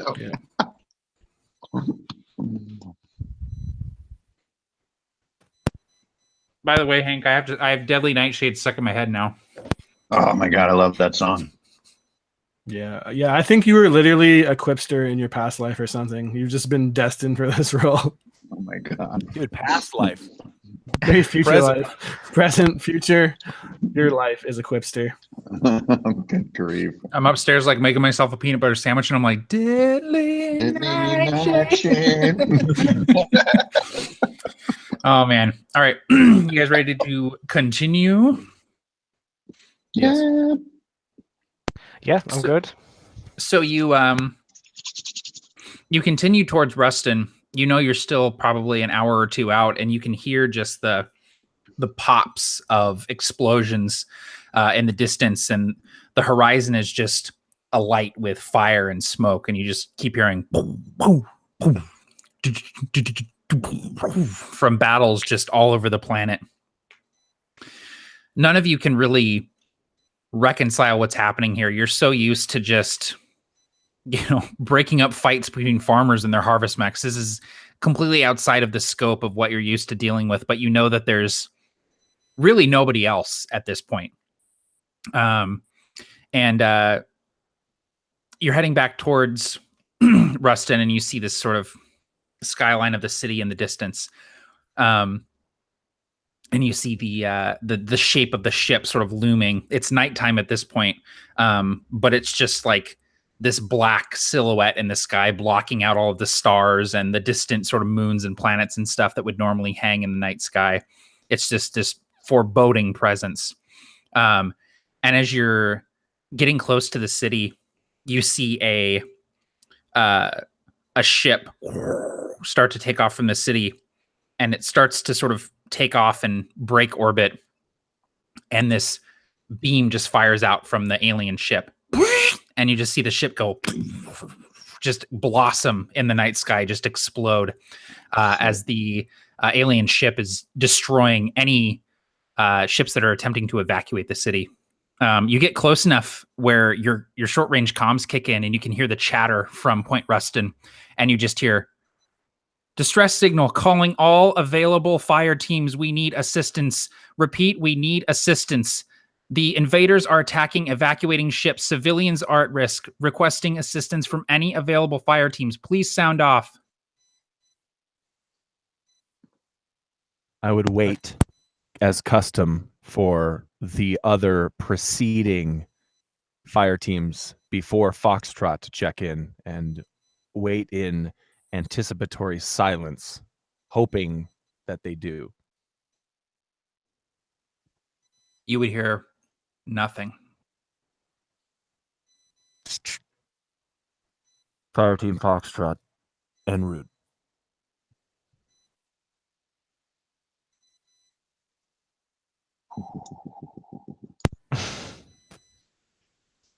The command would respond, Foxtrot, is that you?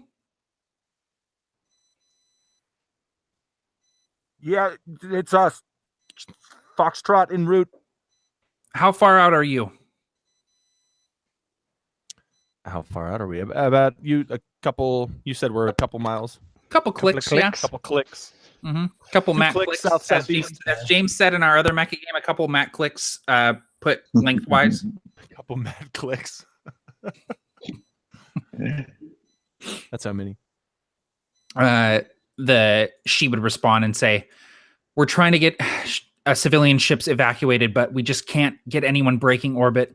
The ship is picking us off one by one. We're pinned down here in command.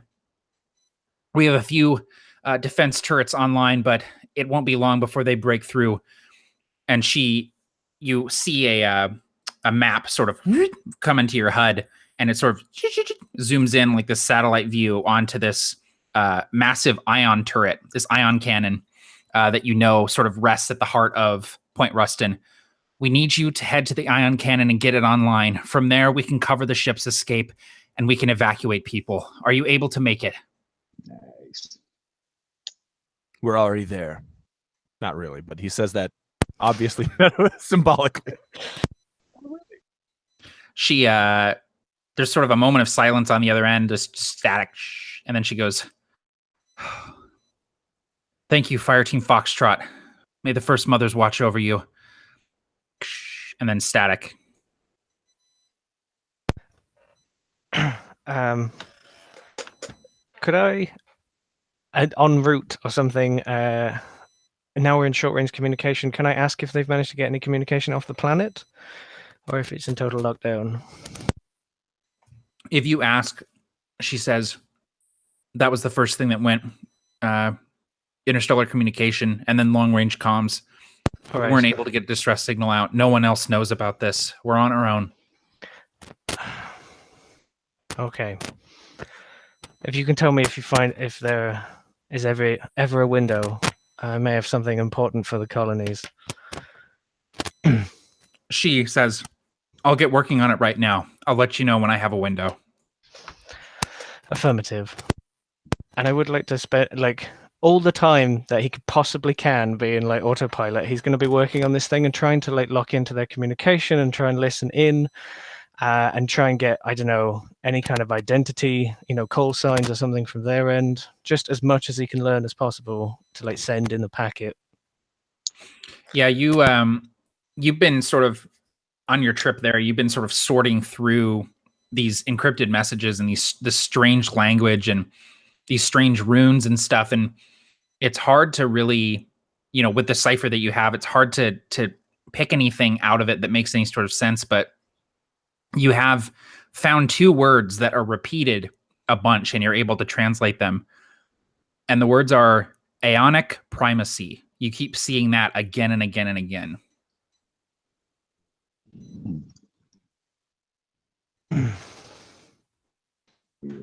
Not sure if it's...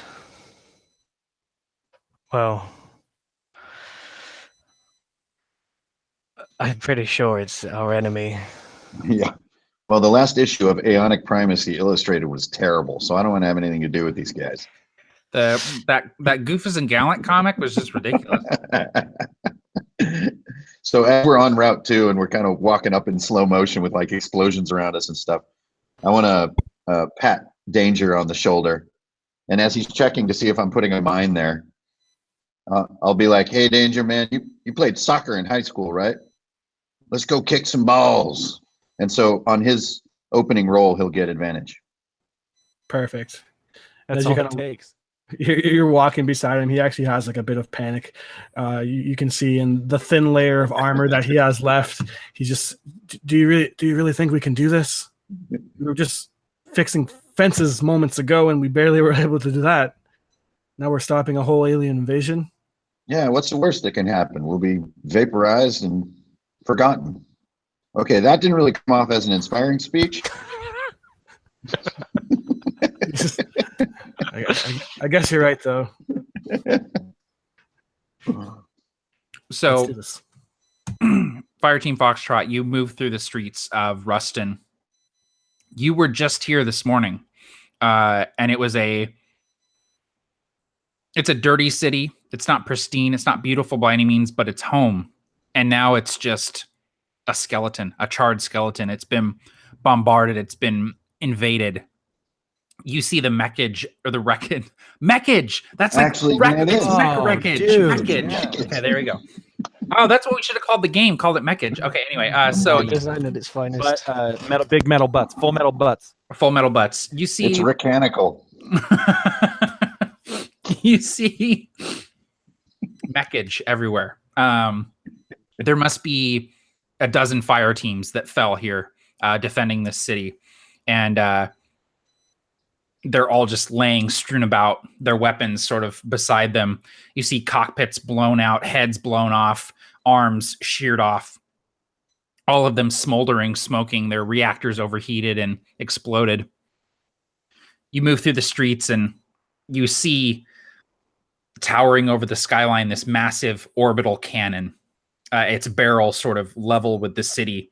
It almost looks like a massive sort of observatory, but instead of a telescope, it's a big freaking cannon, and it's just sort of sitting there, disabled. And you can see that surrounding it are maybe a dozen of these little walker mechs, and in addition to them is a gigantic spider-like mechanical monstrosity. It's sort of moving about on its legs, and you see there's a giant turret on its head that's sort of scanning. This thing is huge. It's probably twice as tall as your Titan chassis, and 4 times as wide. It's just this massive mechanical menace, and it's just sort of scanning the streets. You guys are currently at distant range from the cannon, and you'll have to get up into close range in order to try and access its computers and reactivate it. So we're going to go ahead and roll initiative now and get that all figured out. So go ahead and give me mobility. Either mobility or system, whichever is better for you, and tell me if you succeed or not. 15 plus. Ah.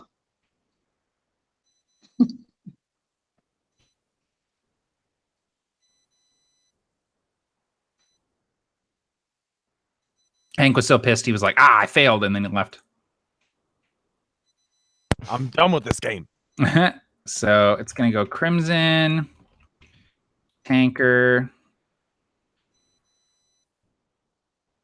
and then it'll go Saber and Dagger. Here's our initiative.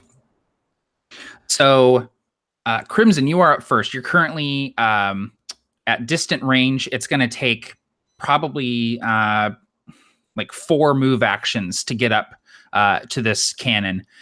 You see that you've definitely been detected by these invaders, but they're not straying too far from this cannon. They're definitely protecting this cannon.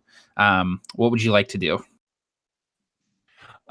Crimson Eon's going to take cover behind a charred skeleton of a building, just some sort of wall that might still be there, and he peeks through the old window hole that's been completely shattered out, and he says, "They're comfortable with keeping that gun alive, albeit disabled. Means they probably mean to use it. We need to get in there fast so we can help these civilians, and we have to do it covert. I mean, they see us, but he actually would probably give a green light to, well, obviously everyone gets the green light, but he looks over to DL and says, and remembers what he just did back a couple clicks to the south, and he says, "You think you could pull that off again? Second trick, same one, twice in a day?" Be a problem, Captain. The bears poop in the woods? It's a yes. Yes. So are you using your battle tactics ability to give him an action to in order to turn cloaked?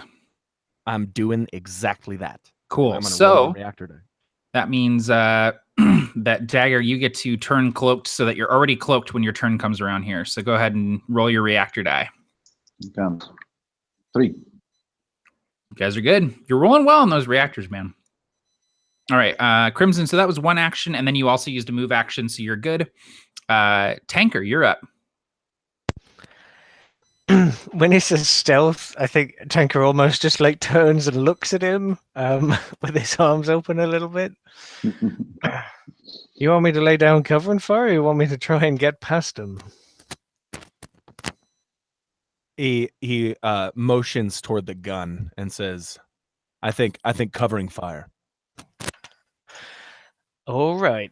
You want to see the mech nod, and I want to move up so I'm in far range, but preferably behind cover, and then like slam the huge gun down on some like 2-story, 3-story building top, and then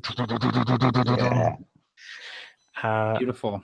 Yeah, so you can very easily find some cover. There's lots of hussed out buildings to be able to do that. Cool. I will begin covering fire. Maybe shooting at the big guy first? Yeah, you want to go ahead and aim at that mech walker? It seems sensible. I have hit.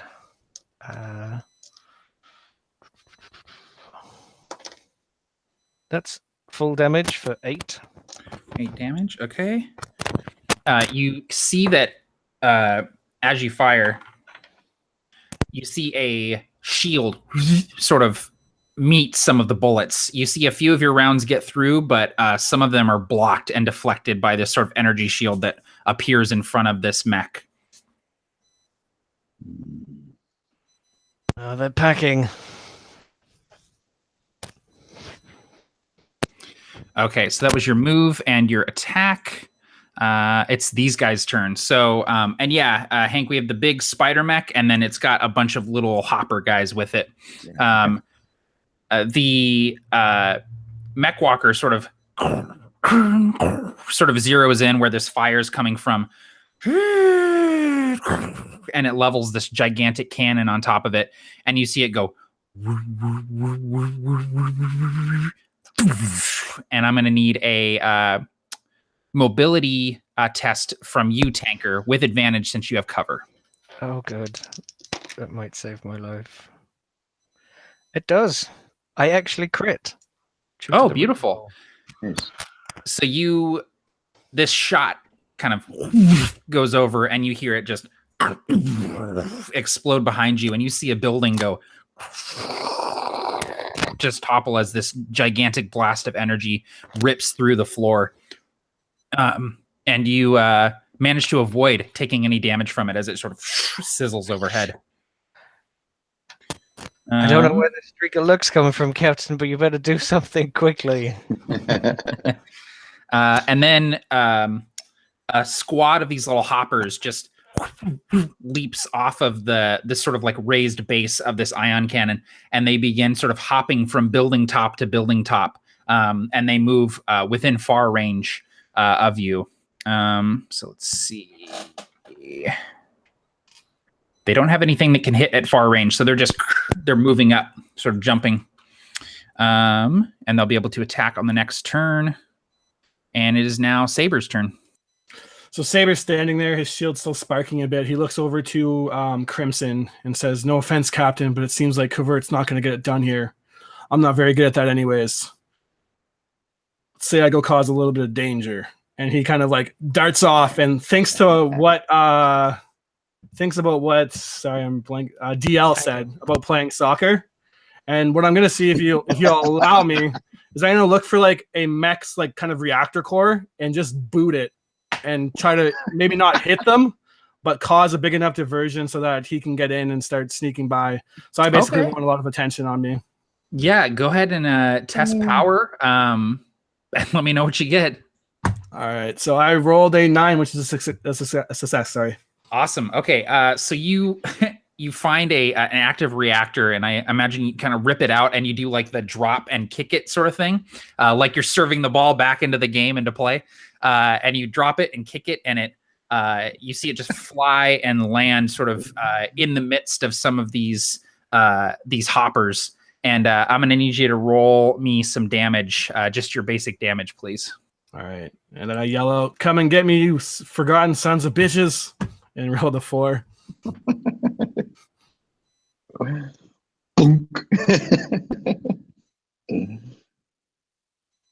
So you just see this explosion go off, this sort of like miniature mushroom cloud appear on top of this building, and you see a couple of the hopper things just sort of disappear in this explosion, and as they hop out of it, you see their scorched armor and their shields are sort of flickering from this damage. Nicely done. Okay, and then you moved as well, right? Yes, sir. Okay, all right, so that's Dagger's turn.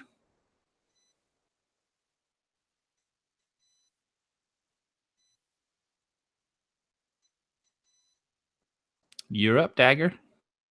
Oh, that's me. I thought I was after the bad guys. You are. Bad guys already went. Oh, great. Okay, cool. Is my distance to the spider mech a 1-turn distance, or is it greater than that? It's greater than that. It's going to take you 3 move actions to get up to the spider mech. Oof. Well, what's got to be done has to be done. So I'll just jump jet my way along the street. Cool. And Yeah. I'm So you following captain's orders. Basically, I need to get in position. So absolutely. So you're really pushing your mech. You sort of like push the throttle all the way forward, and I imagine that the throttle, it has like green, yellow, and red, and you push the throttle all the way to the red. So I'll need a reactor die roll since you're doing 2 move actions in a row. Okay, cool. So that'll then I only need to burn 1 more turn, right, to get there. Exactly. Yep. Okay, come on, reactor. High roll. Hey, there's 6. Beautiful. So your Nice. mech, it's working like a charm. You can feel the heat under your seat. It's almost like a seat warmer as the reactor is sort of like going into overtime, but you know it's holding steady, and so you just keep pushing your mech forward. So I just imagine like all these explosions and then this pod that Danger kicked up in the air, like coroning, and I'm in slow motion and like Desperado is playing in my cockpit. Desperado. All And this you're debris like- is blowing from the sides, just like You're doing mech parkour as buildings are falling down around you. exactly. Beautiful. Awesome. All right, that was Dagger. We're back up to the top with Crimson. So Crimson, you're hanging back, you're in cover. The spider mech has fired this gigantic cannon, and you see, well, you can't actually see him, but you know that Dagger is moving up towards it. And the smaller mecha, they've been dispatched by Danger, correct? So they're still By coming Danger. forward. They've taken some damage, but they're still hopping along the 2 stories, and you know that they're going to be in weapons range here very shortly. Great. Then actually what I'm going to do is I'm going to take my massive fist, and make a hole in the wall of the building that I'm behind, and then grab the window hole and just kind of ladder myself up the building, getting to the top myself, and rubble's falling and glass is breaking. You're rampaging up there, just Yeah, exactly. I like punch a window out, and I grab the person in there who's on the Eat 'em. toilet, and I eat him. Rampage. Dude, seriously. Does it take me 1 move to get to the top of the building, or 2? Yeah, 1 move to get to the top, definitely. Awesome. So I get to the top, and I'm actually going to try to do it in a way where I can maintain I don't know, secrecy. I want to peek out. I want to see where they are. I want to see where I am in relation to them, and I don't really want them to see me. I want them to focus on the 2 melee companions I've got. Okay, so if you're going to try and remain hidden from them, I would like a mobility test, please. I fail that. I super fail that. So you come up and you're sort of like hanging onto the edge, and you're sort of looking, and you see one of these hoppers just kind of zero in on your location, clearly, detecting your heat signature as you're climbing up this building, so they know that you're there. Knowing that he's going to be detained and busy for a little while, he says, "Best of luck to you." All right, Tanker, you're up. So the large spider mech is still at far, but the hoppers are now at near. Yes, correct. And they're currently being kicked around like footballs. Yeah, they got a reactor thrown in their face that exploded, and they're hurt, but they're still coming. Okay, I might try switch targets and like clear a path for everyone that's trying to move up, and I'll try shred some of the hoppers. I succeed. And that's 6 damage. 6 damage. Beautiful. One of the hoppers goes down in a hail of gunfire, just getting shredded. One of its legs comes out from under it, and it sort of hits the top of a building, and you see it fall through the top floor of the building and sort of land in the bottom floor, and there's just this explosion of blue as it explodes on the bottom floor. The other hoppers continue on. I'm going to roll reactor to take another attack action. Right? Beautiful. Yeah. Yeah, full on covering fire across the Beautiful. battlefield. Awesome. Succeeds. And a full 8 damage that time. Damn.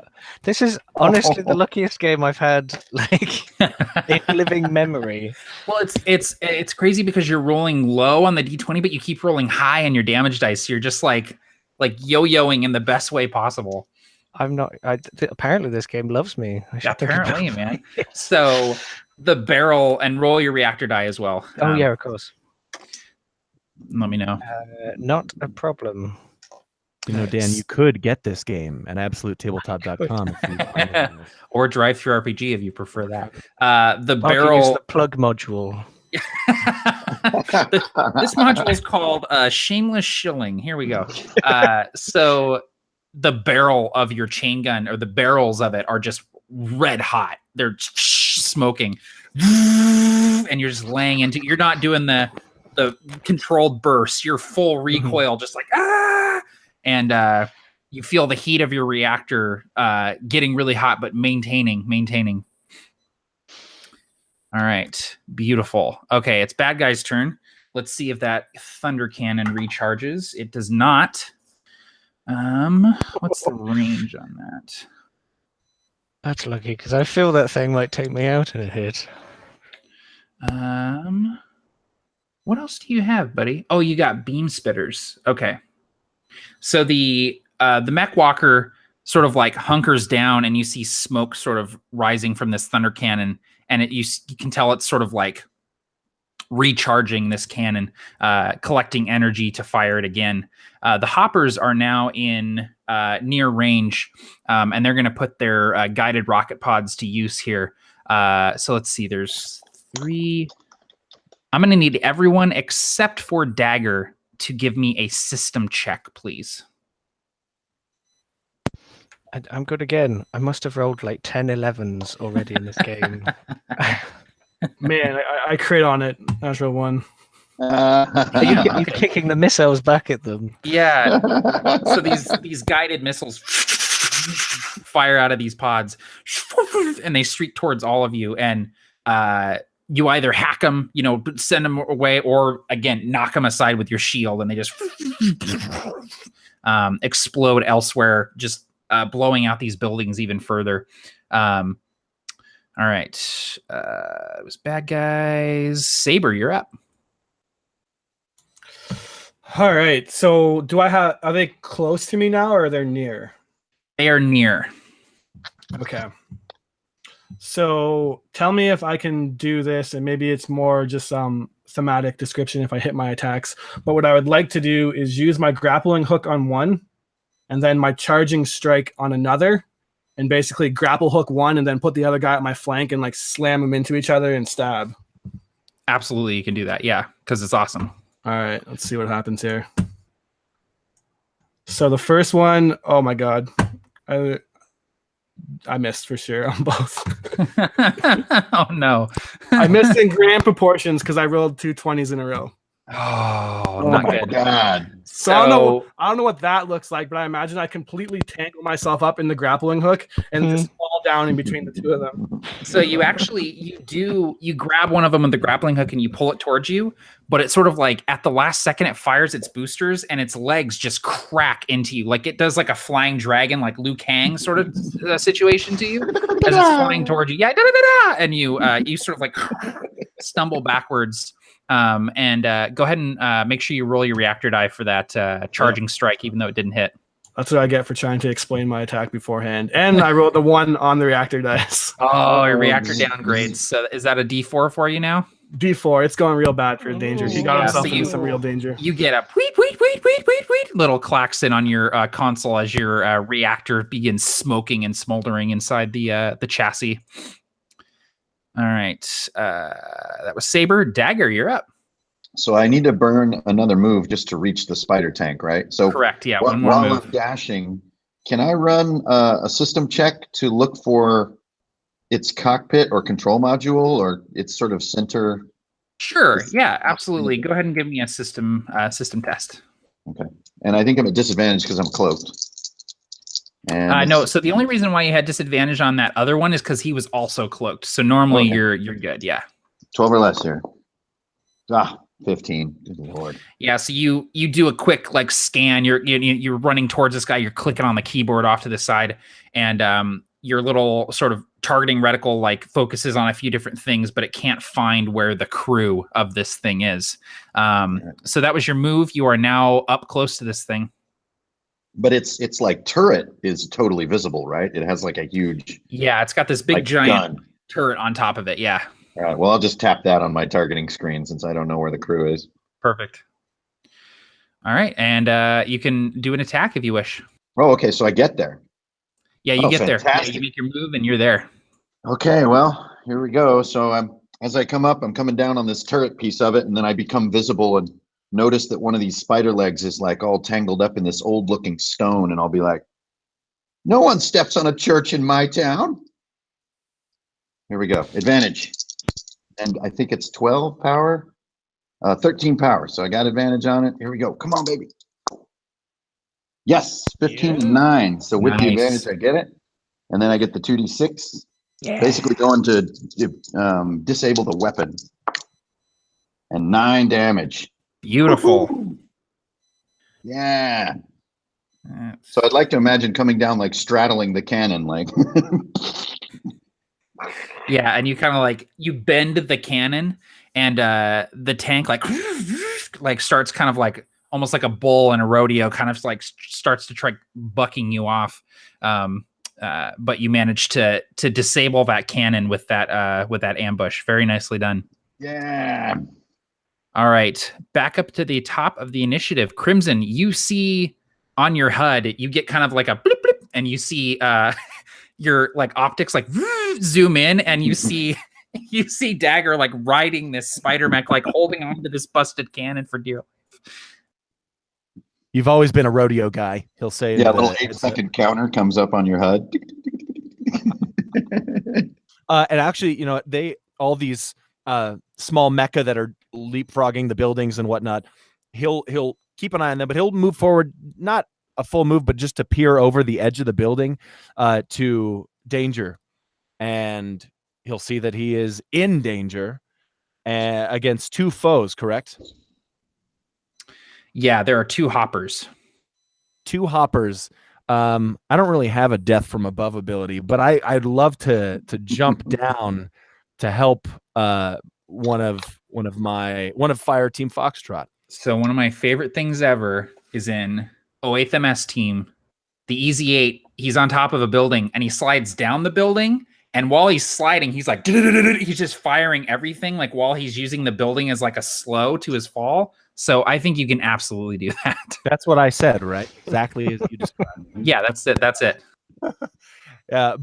Shooting with a submachine gun in the right iron fist, and the shield, this energy shield, the bloop, kind of in the left, just blasting down this building at the hoppers, at one of the hoppers. And yeah, so power test, please. Power. Okay, so I rolled a natural 20. Hold on though. I'm gonna use my adaptable robotics, baby. And I'm gonna re-roll this die. And That's I got the striker. it. Yep, I got it. So this is a 10, and because my power is 11.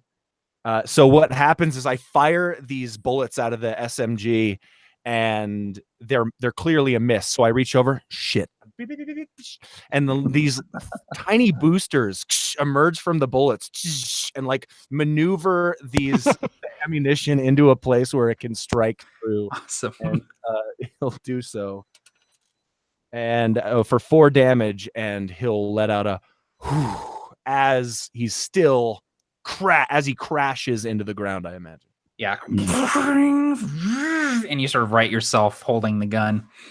Very cool, man. Now that was a chassis ability. I don't need a. Okay, so I moved, I attacked, so I can't do a use action, right? Yeah, so those are your 2 actions, the move and the attack. Got it. And using adaptable robotics is not an action. A chassis. Yeah, okay. Yeah, perfect. it's just like if you roll a 20, you can just do this for free. Yeah, awesome. Totally. Oh, nice. All right. Good job, Crimson. Tanker, you're up. So Tanker was probably, although like the robot is strafing heavily, I imagine I've named him Avon, the pilot inside, was just watching that huge cannon trained on him for the next time it charged up. And when I see you like appear above it, Dagger, and just smash into it, start roadieing, you just like get God bless. And I go back to focusing on, I think, have I whittled down quite a few of these hoppers? Are there still enough to... Yeah, there's still 2 left of the initial sort of 5 that were charging towards you. Are they both standing over danger now? No, so there's still a few back at the ion cannon. The ones near you, there's 2. Okay. I am going to carry on spraying. Specialist danger's on the ground right now, so I can just... Okay. And That was actually a miss. I got a 19. What? You With missed? my 18 power, I missed one. Ooh.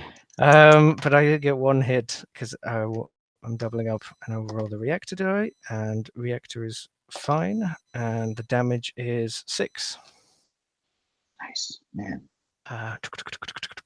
And you were firing at the hoppers that are Hoppers. around Dagger, right? Yeah. Okay, cool. No. Oh, the ones near you. Danger. Oh, gotcha. Okay, cool. Yeah, so you Yeah. you blow one of those guys apart. The combination of Crimson sort of coming down with the submachine gun and then you sort of turning with the chain gun, this thing just gets ripped apart. Nicely done. So there's just one hopper left near you guys. There's still quite a few on the ion emplacement. Okay. It's bad guy's turn. The Mech Walker, I need a mobility test from you, please, Dagger. Mm-hmm. Here goes. Mobility is 15. 10. Got Beautiful. it. So the there's these little turrets on the side of this thing, and they sort of spin around and begin firing at you, just spitting out these beams of plasma. And you can describe what it looks like for you avoiding these beams. I'll do that new flossing dance that all the Spider-Man costume guys are doing. As the bullets are like... Perfect. And Crimson, again, your optics zoom in and you see this happening. All right. I also need from you, Dagger, I need 2 system tests, please. Oh, man. Okay. System is 12. And here we go. Here we go. Here we go. Oop. Okay. First one is a 5. Second one is a 12. So 1 fail, 1 success. Okay. So you're going to take 5 damage as these guided rockets slam into the side of you from the hoppers that are on this ion emplacement. All right. That leaves me with 1 HP, guys. And that's with burning my armor. So 1 hit point.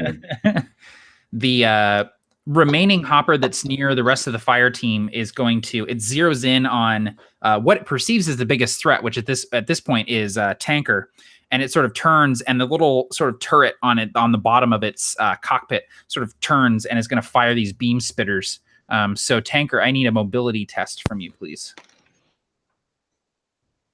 Fail. It's going to be 5 damage as this plasma just slams in and starts melting your armor. Taking us apart.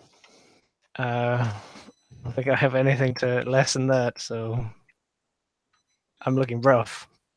I'm looking rough, guys. You're starting to look like what was the guy? Vortex. You're starting to look like Vortex a little bit there. All right, that was bad guys. Saber, you're up. You see, your comrades are starting to get torn apart a little bit by these aeons. Right, and the big walker is still quite a far ways away from us. Correct? Yeah, it is far distance from you. Dagger, however, is right on top of it. All right. So we pan to the cockpit of Danger, and with the reactor kind of going onto its last limbs, it's like just blaring sirens and just energy kind of growing up, and he's sweating profusely, and he's just like, come on, baby, help me out here. And he just wrenches on it and tries to turn around and pick himself off the ground and with his laser axe spin and hit the guy that is attacking Tanker right now, and he rolls a... God damn it, another miss. Kind of falls. The line starts sparking out and giving up, and then he's just going to yell out and just give it everything he has and really push the mech and try to attack, which I'll have to roll a reactor, but at least I hit. So I did 7 damage, almost max. Beautiful. Nice. That's enough to kill that guy. But here's my reactor on a D4, so... All right, here we go. I might overheat. 2, I'm pretty sure that's an overheat, right? Yep, 2 is an overheat. Okay, so... when you overheat, you can't take actions. You have disadvantage on all tests. You're going to skip your next turn in order to cool off. So you just get this weed, and you see like the readout on your HUD is like it's the silhouette of your mech, and it's like flushing this bright red, and you can feel heat just coming up from beneath you from where the reactor is stored, and the mech goes and sort of powers down to try and cool off. And I imagine I just like yell out to Dagger and to Tanker and just, or not Dagger, Crimson, and just yell, "Help, Dagger! Go!" And you did manage to hew that hopper in half with your laser axe. So there are no longer any hoppers engaging with the fire team. There are still quite a few on the ion emplacement near Dagger, however. Okay, that was Saber. Dagger, you're up. All right, well, just my mech is in pieces. Like all my arms and legs are like blinking red on my display as well. So this thing, the spider is like near the ion cannon, right? It's basically in a defensive position of the big gun. And the big gun is our target because it's destroying, or no, we need to get it online. Yeah, you guys need to get it online because it'll basically, you're going to point it at the big ship and try to disable it so you can get people evacuated. It's all surrounded by hoppers though, right? Yep. Like, are we talking 2 or are we talking 22? Like what? There's 1,000. No, I'm just kidding. There's probably about 4 hoppers on this thing. 4 hoppers. Well, I don't think I'm going to be the one to survive long enough to hack the cannon, so maybe I can clear the hoppers out. So I imagine sort of running along the top of this spider mech toward the cannon, and it's like this sort of side view, like, I don't know, like playing the second level of Strider or something. And I'm running along this thing, and I want to make a mine. So let me roll the reactor for that real quick. Okay, got a 3. I do good on those. So I got the mine in my hand, so it's like, and got it. And then I'll just sort of leap off the back of the spider and try to just do a tuck and roll and drop the mine like where all these hoppers are. And it's probably to my own peril, but maybe I can kind of blast them and get their eyes off the team so the team can move in. Yeah, you can absolutely do that, and it doesn't require any rolls other than the reactor roll that you already did. So you pull the thing up, use a move action, you flip over and drop it down. Yeah, so I'll do it like slam dunking a basketball, sort of like right as I'm landing, kind of just slam it down in active mode. So I imagine if they're right there, it would blow right then. Yeah, if you want it to blow right then, it would damage you as well, but you can have it go. Or you can wait.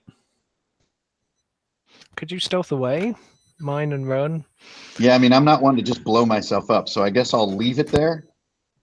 Yeah, because you can trigger it whenever you want. It requires a use action, so you could even cloak and then, or no, you can't. Oh yeah, you could do 2 use actions, but you could potentially blow it on your next turn if you want. Okay, cool. So I'll just drop it and then I'll do a tuck and roll, and basically just right as I'm pulling out the thing with my thumb on the red button is like the end of those few seconds. Perfect. And that's it for me. All right. Good job, Dagger. Back at the top, Crimson.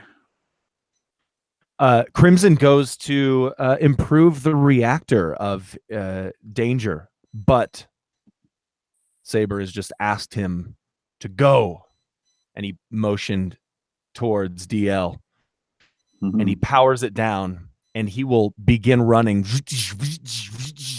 towards the spider mech. And so now that I'm near to it, because I was far away from it. Now that I'm near to it after one move, I'm going to choose one closer near Mecha. That's going to be DL, and he's going to say something like, "Blow it and get the hell out of there," and allow you to immediately take a single move or attack action that does not count towards your total action. Sweet. Whoa! Yeah. So I guess I'll pop it then. Perfect. So my little recharge meter kind of goes, like, orders is orders, and I'll hit the button. I mean, it's probably not going to like blow them all up, but it'll at least like shake them. Yeah, so it's going to do a d6 damage to all of them. So go ahead and you can go ahead and roll that if you want. Okay. D6 to these 4 hoppers. Come on, give me a 6. Oh no. The Uno. So it kind of fizzles, like it has a bullet hole in it, and only part of the explosive still functions. So it's just like, yeah, like a smoke poof. You hit that trigger and it just goes. It has a little spark and then it goes, and the hoppers kind of take a step back from the blast of this explosion, taking a little bit of damage from really just the shrapnel as what it is, as it sort of tears through him. I just keep hitting the button like Joker when he's at the hospital. I'll be like, You're like, come Guys. on. guys. All right. So you did a move and you used your battle tactics. Yes. So that was you, Crimson. So Tanker, you're up. So I imagine I'm being shredded apart by those highly advanced laser weaponry, and Tanker's looking like was already damaged and looks real rough. And then the axe comes and like the thing splits apart, and then instead of landing gracefully, like Danger's just shut down and just plows into the ground. And then we get the command. So you get like a kind of clunky movement and a salute from this huge mech, and then doof. So I will move up like to the next cover, hopefully, to get within closer range, near range, maybe. I've not, because they were at far, I think. Yeah, so you'd be at So near that's what with near. one movement. Yeah.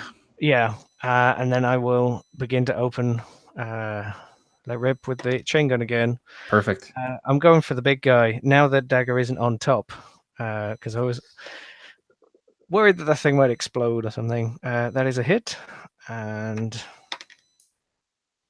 5 damage. Nice. Beautiful. Nice. You see it tries to bring that shield up, and it just kind of flickers as it doesn't have the energy left to do it, and the bullets just tear through it. And just the immense like kinetic force of this gun, you see the spider mech actually like has to stabilize itself from falling over as these bullets just slam into the side of it. It is still standing, but it's looking pretty haggard. Okay. That was Tanker. Bad guys. All right. Now that you're near range, the spider mech can start doing some stuff. I can't do anything. It's got 3, I think, very nearly dead targets. Yeah. So I'm going to roll to see who gets it here. There's 3 mechs at near range. Mhm. Okay. Okay. All right. So I need from Crimson and Dagger, I need mobility tests, please. Oh my gosh. All right, I'm on mobility 15. Your dog is helping. Yep. Duck 7. Yes. Beautiful. Oh, and you failed there, Barker? Okay. Yep, by 1. Okay. So 6 damage, Barker, as the turrets, one of them spins towards you, one of them spins towards Dagger. You see Dagger just roll out of the way as these beams of plasma just erupt out of this turret. You, however, take it full on. You bring up your shield, but it's too late as the plasma rips into you and starts melting your armor. Can I, because I can choose to remove armor before HP, can I make the shield just get disintegrated underneath the firepower and then Absolutely. I'm hit after? Yeah, exactly. Absolutely. That's beautiful. Are you out of armor now? Not quite, because I still have just standard. You know what? Actually, yeah, let's do that. Let's just remove my armor completely, and then that will mean that I am at 7 health. Okay, That's cool. Right on. Okay, and then there's a couple hoppers left here. I need to see if their Oh, no. missiles recharge. It's your lucky day. They do not recharge their missiles. Tanker and Crimson, I need mobility tests, please. Again. I actually passed. Good Nice. grief. Beautiful. That was probably going to be my end. Oh, no. God, Barker, no. Failed again. I've chosen the right time to do this, I guess. Well, they don't do too much damage with these. 2 damage from the little beam spitters on this hopper. I feel the mecha shake a little bit, but I also feel a pang in my side as I can see through kind of the scaffolding of this mecha chassis, and I look and there's actual blood on me that I touch, and I hold it up and I see the crimson on my hand. Beautiful. Awesome. Desperado. All right, Saber, you're up. Oh, you are overheated, so you need to take this turn to expel that excess heat. So that's what you're going to be doing. You can feel free to communicate with people if you want, though, on your turn. Yeah, I imagine there's just like the sirens going off of my mech, and I'm just kind of positioned in a way that I can see all of my fire team just getting absolutely destroyed. And I'm just in the cockpit, literally like touching every button I can. I'm just like, come on, danger, work now. Come on. I know I said you're a piece of shit, but I swear. And then just try to do everything I can to get it going. You're doing like the panicked like shutdown of everything you don't need. You're just like, come on. Every single button on and off. Yeah. Ultimate tech support. As Marquise would say, I turn off the power seatbelts. All right. That was Saber. So Dagger, you're up. Well, I think with time feeling so limited, I'm not even going to bother with the cloak. I'm going to run a systems on the cannon and see if I can get started to get it under our control. Beautiful. Yeah, go for it. You're gonna. Okay. This is a skill challenge. You're gonna need 3 successful system checks between all of you to try and get this thing operating again. Oof, okay, well, here's the first one. I've got system 12. Here we go. 8. Nice. I'm in. So you begin interfacing with the systems of this ion cannon, and you begin sort of breaking through these sort of firewalls that the Aeons have put on it. Yeah, so I'll uplink the sort of the monitor feed or the terminal feed from the cannon to my team, and they can see that I'm like, bringing down the encryption and stuff. But we can either work on it together, or they can draw fire, but they'll see what I'm doing. I'll be like, I've never been one for computers, guys. How do I? Anybody want to guess the password? I'm shouting instructions, and all you can hear in the background is the chain gun going off. And I just keep trying 1, 2, 3, 4, and then I try password, and then I'm like Mr. Fluffy, and it's like nothing's working. What the hell is Aeon's maiden name? It's not primacy. I already tried that. Perfect. Okay, cool. So that was Dagger. You have begun interfacing, and you have done 1 successful check out of 3. I will note that. We're back up at the top. Crimson. In my mecha, you hear all around me are familiar faces. And everything's in slow motion and exploding and sad. But he sees through a garbled feed the inside of this cannon that's being worked on and decrypted by DL. And he realizes he's got to buy him some time. And so I would like to distract or bring the fire towards me to buy him some more time to do his thing. Give me a presence test, please.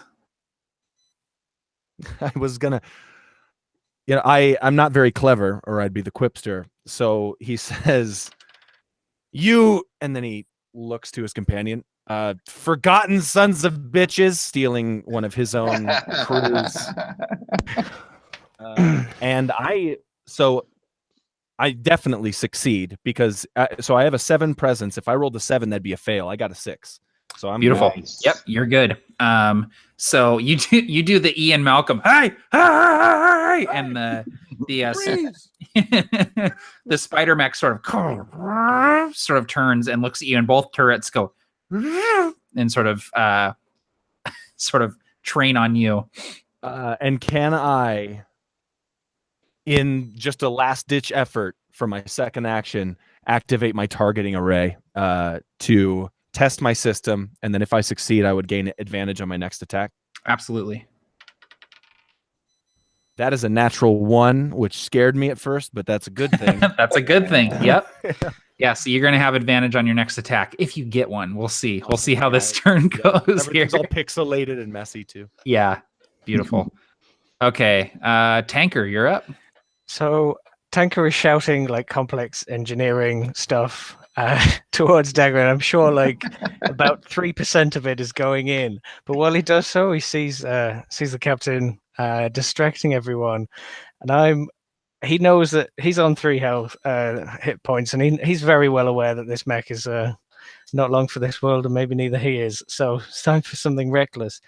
So he swings like the gun arm back, and the gun goes like back up onto his back. So he's got 2 free hands, and I want to charge the spider mech, like half pick it up like its front legs, and then fire the chest cannon into the middle of it, knocking it through some spider drones if Holy possible. crap. Okay, yeah, definitely. So I'm within 1 movement to get there, and then charge the cannon, which I succeed at, and I do 7 damage. I don't know if you want me to do anything else with that. No, I think that just a cool narrative way to describe how you kill the spider mech. So you do exactly as you described. You kind of bull rush this thing, and you get up under it with your shoulder, lift it up with your arms, and then just. And you see on the other side of the spider mech, there's this like red hot circle, and then it just opens up as the beam just shoots clean through the spider mech, and then it topples over, and like a real spider, its legs just like curl up and twitch as it sparks and dies, and just smoke comes up out of it. Beautiful. That was awesome. Yeah, I think there's like a foot on top of it or something, and him just like, ah! That's awesome. Okay. Bad guy's turn. There's 2 hoppers left. They're both going to try and recharge their missiles. Oh, they both recharge. Okay. They are paying attention solely at this point to Crimson with that successful presence test. So Crimson, I need 2 system tests from you, please. Ooh. System is good for me. The first one is a success. Okay. Fail. Second one is Okay. a fail. So you're going to take 4 damage as these guided missiles. You manage to deflect the first barrage of missiles, and then the second barrage just slam into you. Yeah, I let out kind of a breath as the targeting reticle disappears because the spider has now been destroyed by heavy, and he will, like you said, deflect the first round and just watch the incoming happy birthday just get blasted by these things. I'm still at 1 hit point, but I feel it in my face. I feel it in my ribs. I am piloting something lesser than even the farming mecha at this point, really. You can see my body. You can see my broken legs and my, kind of shattered rib cage and bloody face through the chest of this mecha after he takes this hit. He even kind of falls back a little bit. That's so cool. Okay, Saber, you are no longer overheated. You're banging on the console, and it goes. It sort of powers back up. Start like looking around, like surprised, laughing. Captain, I'm coming! And then I will use my charging strike if I can. I don't know if I can still do reactor stuff on. Oh, you can still do reactor stuff. It's just a pretty good chance you're gonna overheat. So yeah. All right, so charging strike, and sorry, is that a disadvantage or? Charging strike? No, not a disadvantage. All right, well then it doesn't matter because I still rolled a natural 20. Oh my god, dude. I come charging in, but I can't even get my mech's arm to like lift up. It's so busted at this point. So I just tackle into the small drone reactor core for another 2 and instantly overheat as you hear me yelling, "I'm coming, Captain!" And then just shut down right in front of him. Overheated once more. Oh man. Okay. That was Saber. So Dagger, you're up. Are you going to continue interfacing with this thing? Yeah, this is system 12. Here we go. I think I'm going to try Forgotten, but where the T's are pluses. There we go. 7. Yes. Beautiful. Another success. So I got the password. Sure enough, they were using pluses for the T's. There you go. Hey, that makes sense. So the team gets all this data. So I'm like, just a few more seconds. Just a few more seconds. I got this. I think. You actually hear the ion cannon sort of like start to power up as you're sort of like breaking through these disable locks on here. Okay. Back at the top with Crimson, Mr. 1 HP. Crimson stands himself up with his iron fists shakily. There is 1 hopper nearby, you said? There are 2 hoppers left. Both of them are already damaged by the frag mine that went off. You know what? I wanted to remember Chris having rolled a natural 1 instead of a 20 and just murdering everything. So Unfortunately not. Doesn't happen. But no, he's going to raise his you know what? No. His submachine gun, click, click, click, click. He drops it. It magnetizes in its spot and begins the reloading process. He pulls out the wind turbine he pulls out the wind turbine and runs toward this hopper and just brings the thing down on top of it. And you have advantage from that targeting array. Don't forget. Oh, still cool. Now wait. Oh, and any enemy. Okay, I thought it was one enemy. Okay, great. No, any enemy, yeah. Okay, so the first one is a 20, so that's good that I have. Wait, sorry, adaptable robotics allows me to reroll 20. It doesn't matter. I succeed. Okay. Whew. Give me some damage. Bring it down 7 points of damage with the sharpened wind turbine. That will take one of these guys out. Go ahead and describe it. I just slice right through the main infrastructure of the mecha. You see blue splatter and coat this turbine blade. He pulls it back out, and it doesn't actually come out cleanly. He actually pulls the mech upward and shakes off the blue blood and the mecha that's just smashed against the ground underneath him, and he looks to the next. Awesome. Very cool, man. All right. How close is the next one? It's within near range of you. Okay, yeah, that's all I do. Cool. All right, tanker. Last mech. Is it within close or near for me? It's within near of you right now. Okay. So I look over and I see like Crimson dealing with his, and then I look to the final one, and I will charge up to it, hold it from both sides, and then just chest blast it. Awesome.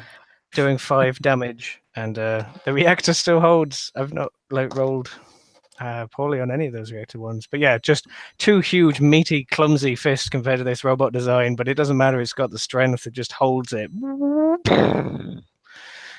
Watch it. Beautiful. Yeah, and it just rips right through it, and you're left holding 2 disparate halves of this thing as you blow through the center of it. All right. There are no bad guys left that you can see in the area. You guys have cleared all hostiles from the ion cannon. So Saber, you are up. You are overheating, so you need to expel that heat. Anything you want to say on your turn? I would just yell out to fire the cannon on. Let's end this. All right. Dagger, system test. All right. So I'm like jamming on the keyboard, and as the explosions are subsiding, I'm like, screw you. So system 12, it's an 11. It was a 13 for a second. I was like, oh my God, I can't believe you failed. Yes. you and you look up in the cannon. And you hear over the comms, you hear, Fireteam Foxtrot, we have control of the ion cannon. Stand clear. We're firing now. And this thing turns. You all are able to move and get clear, including you, Saber, as you sort of, your power comes back on. The cannon fires, and there's this wave of energy that comes up behind it, blowing all the dust and debris off of the street. At the exact moment that the cannon fires, a bombardment comes from the ship, attacking the city. You see the ion shot go into orbit and strike this ship. Arc and lightning sort of coats the surface as it begins drifting, listless, as it loses power. Civilian ships take off, go into orbit. You watch them as they break the gravity of the planet and instantly burst into space, safe from this invasion. And then the bombardment hits from this ship. You see the command center collapse in on itself. You hear the last comm. We did it, Fireteam Foxtrot. We did. As the command center disappears in a column of fire and smoke. There's cover here. You think maybe you could make for the cover, maybe survive a few extra seconds, but the bombardment is total. It's complete. It's going to glass this city. Each of you have a moment, a single second. What would you like to do? We'll go in initiative order with Crimson. Crimson glances down at the dash just for this moment, knowing what's about to happen. He recently opened up his cockpit just to see the ion cannon fire, make sure that civilians got away. He turns toward the bombardment and he closes the cockpit and he looks at this image, this portrait, just dusty and grimy with age and use and handling.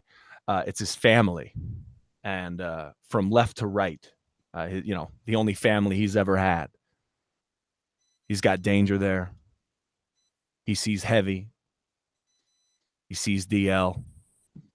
He sees himself and some former commander that he stepped into the shoes of, not because of his own experience, but because of some loophole in the chain of command. And everything goes dark. Saber. That's me. I open up the cockpit of the mech, kind of come standing out and look at the city just ablaze, the mushroom cloud, the light, the lights, the fire, the heat. My shoulder completely beaten. I look over to Dagger Lucifer, and I say something along the lines of, what was that worst case scenario you said could happen to us? Disintegrated by lasers. Well, at least we gave them hell. And that'll be my kind of last moment as I look for him to reply. Tanker. Can I go last? You absolutely can. Dagger. Thanks. Yeah, so I see, I imagine too, as we evacuated the cannon area, like grabbing Danger under the shoulder and like firemen rescuing as we're running out of there. So our mechs are like kind of slumped against each other because I have 1 HP too. So I have like a broken arm and a rib poking out.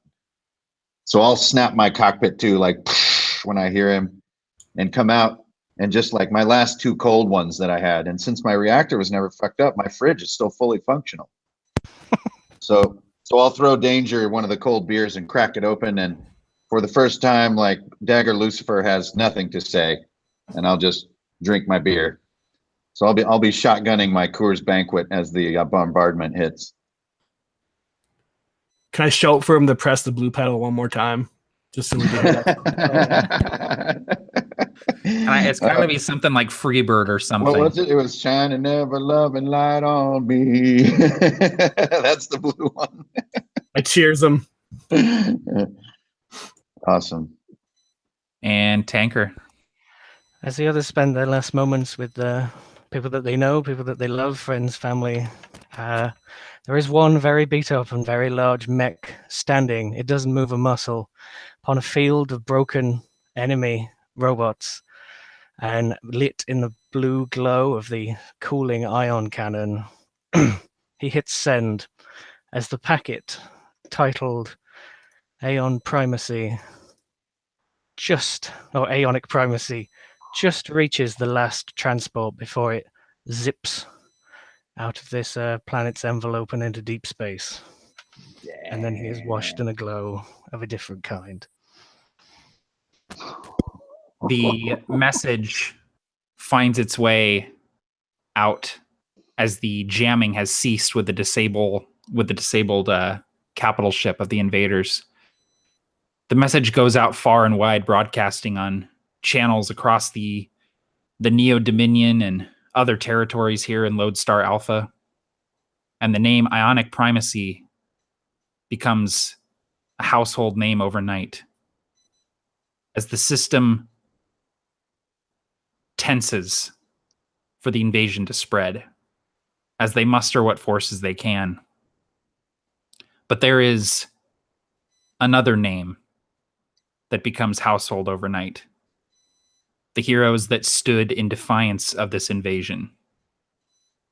Fireteam Foxtrot. And that is where we will end our session. Dang, son. How many times did we come within 1 on the die roll, on the 1 HP? It's just, oh my gosh, that was amazing. Yeah. Oh, 2 mechs on 1 and 1 on 3 health. And yeah, like you said, there were so many close rolls.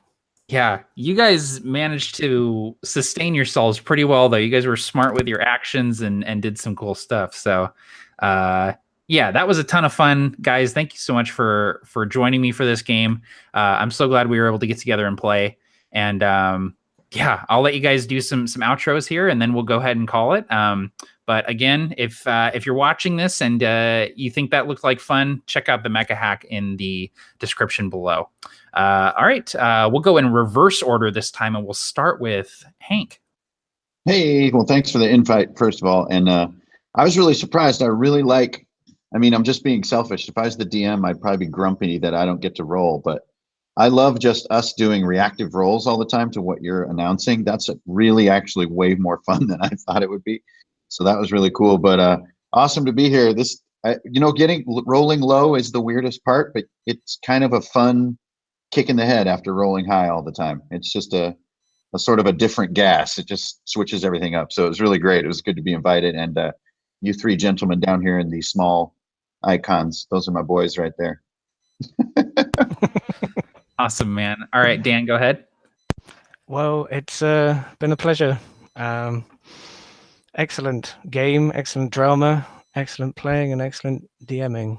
I'm really glad I could make it to this. And apparently the dice really wanted to tell a story and kept us alive just long enough to do it. Absolutely, man. Very cool. All right, Chris, go ahead. All right. Thanks so much for the opportunity, Matt, to play, and everyone. Such a great game. So cool. Awesome to try this system from playing with the person who actually created the game and whatnot. That's super cool. Super enjoyed it. I'm really glad that I got to roll my first ever 2 20s in a row, and it mean absolutely nothing. So that was great. But holy crap, man, that was so fun. And I'm definitely going to be running some games with this Mecha Hack. So thanks a lot for showing me what it's like. Awesome. Yeah, man. Happy to. All right. And Barker. I can't really say anything better than what's already been said, but the fact that it came so close in so many different ways says something about the game. And by the game, I mean the system. It says something about the balance or whatever, if you want to use that word, which, I don't really like too much, but it said... it says a lot, like I think Dan, you said these dice wanted to tell a story, I guess, today. And I mean, I sincerely thought we're not going to make it. We're not going to do this before I slid down the building, because I was like, dude's overheating. He's alone. DL's alone riding the spider. There's no one who can help him. We're going to die. And Matt's going to have to narrate us failing horribly. And instead we got this just epic storyline that I think is the perfect way to start my first ever mecha game career. That was a blast. So thanks so much for the players, and like was all said before, definitely Matt, this was excellently run, and this game is really well made. Thank you, guys. And thank you again for joining me. You guys were all awesome players. You guys got into it. Sound effects were great, and the descriptions were amazing as well. So yeah, definitely check out the Mecha Hack. And that's going to be it from us, guys. So thank you for joining us for the last ride of Fireteam Foxtrot, and what a ride it was. Thank you, everyone. Take care. Happy gaming all. And go play some Mecha. Go get some mechage, as we decided it was called.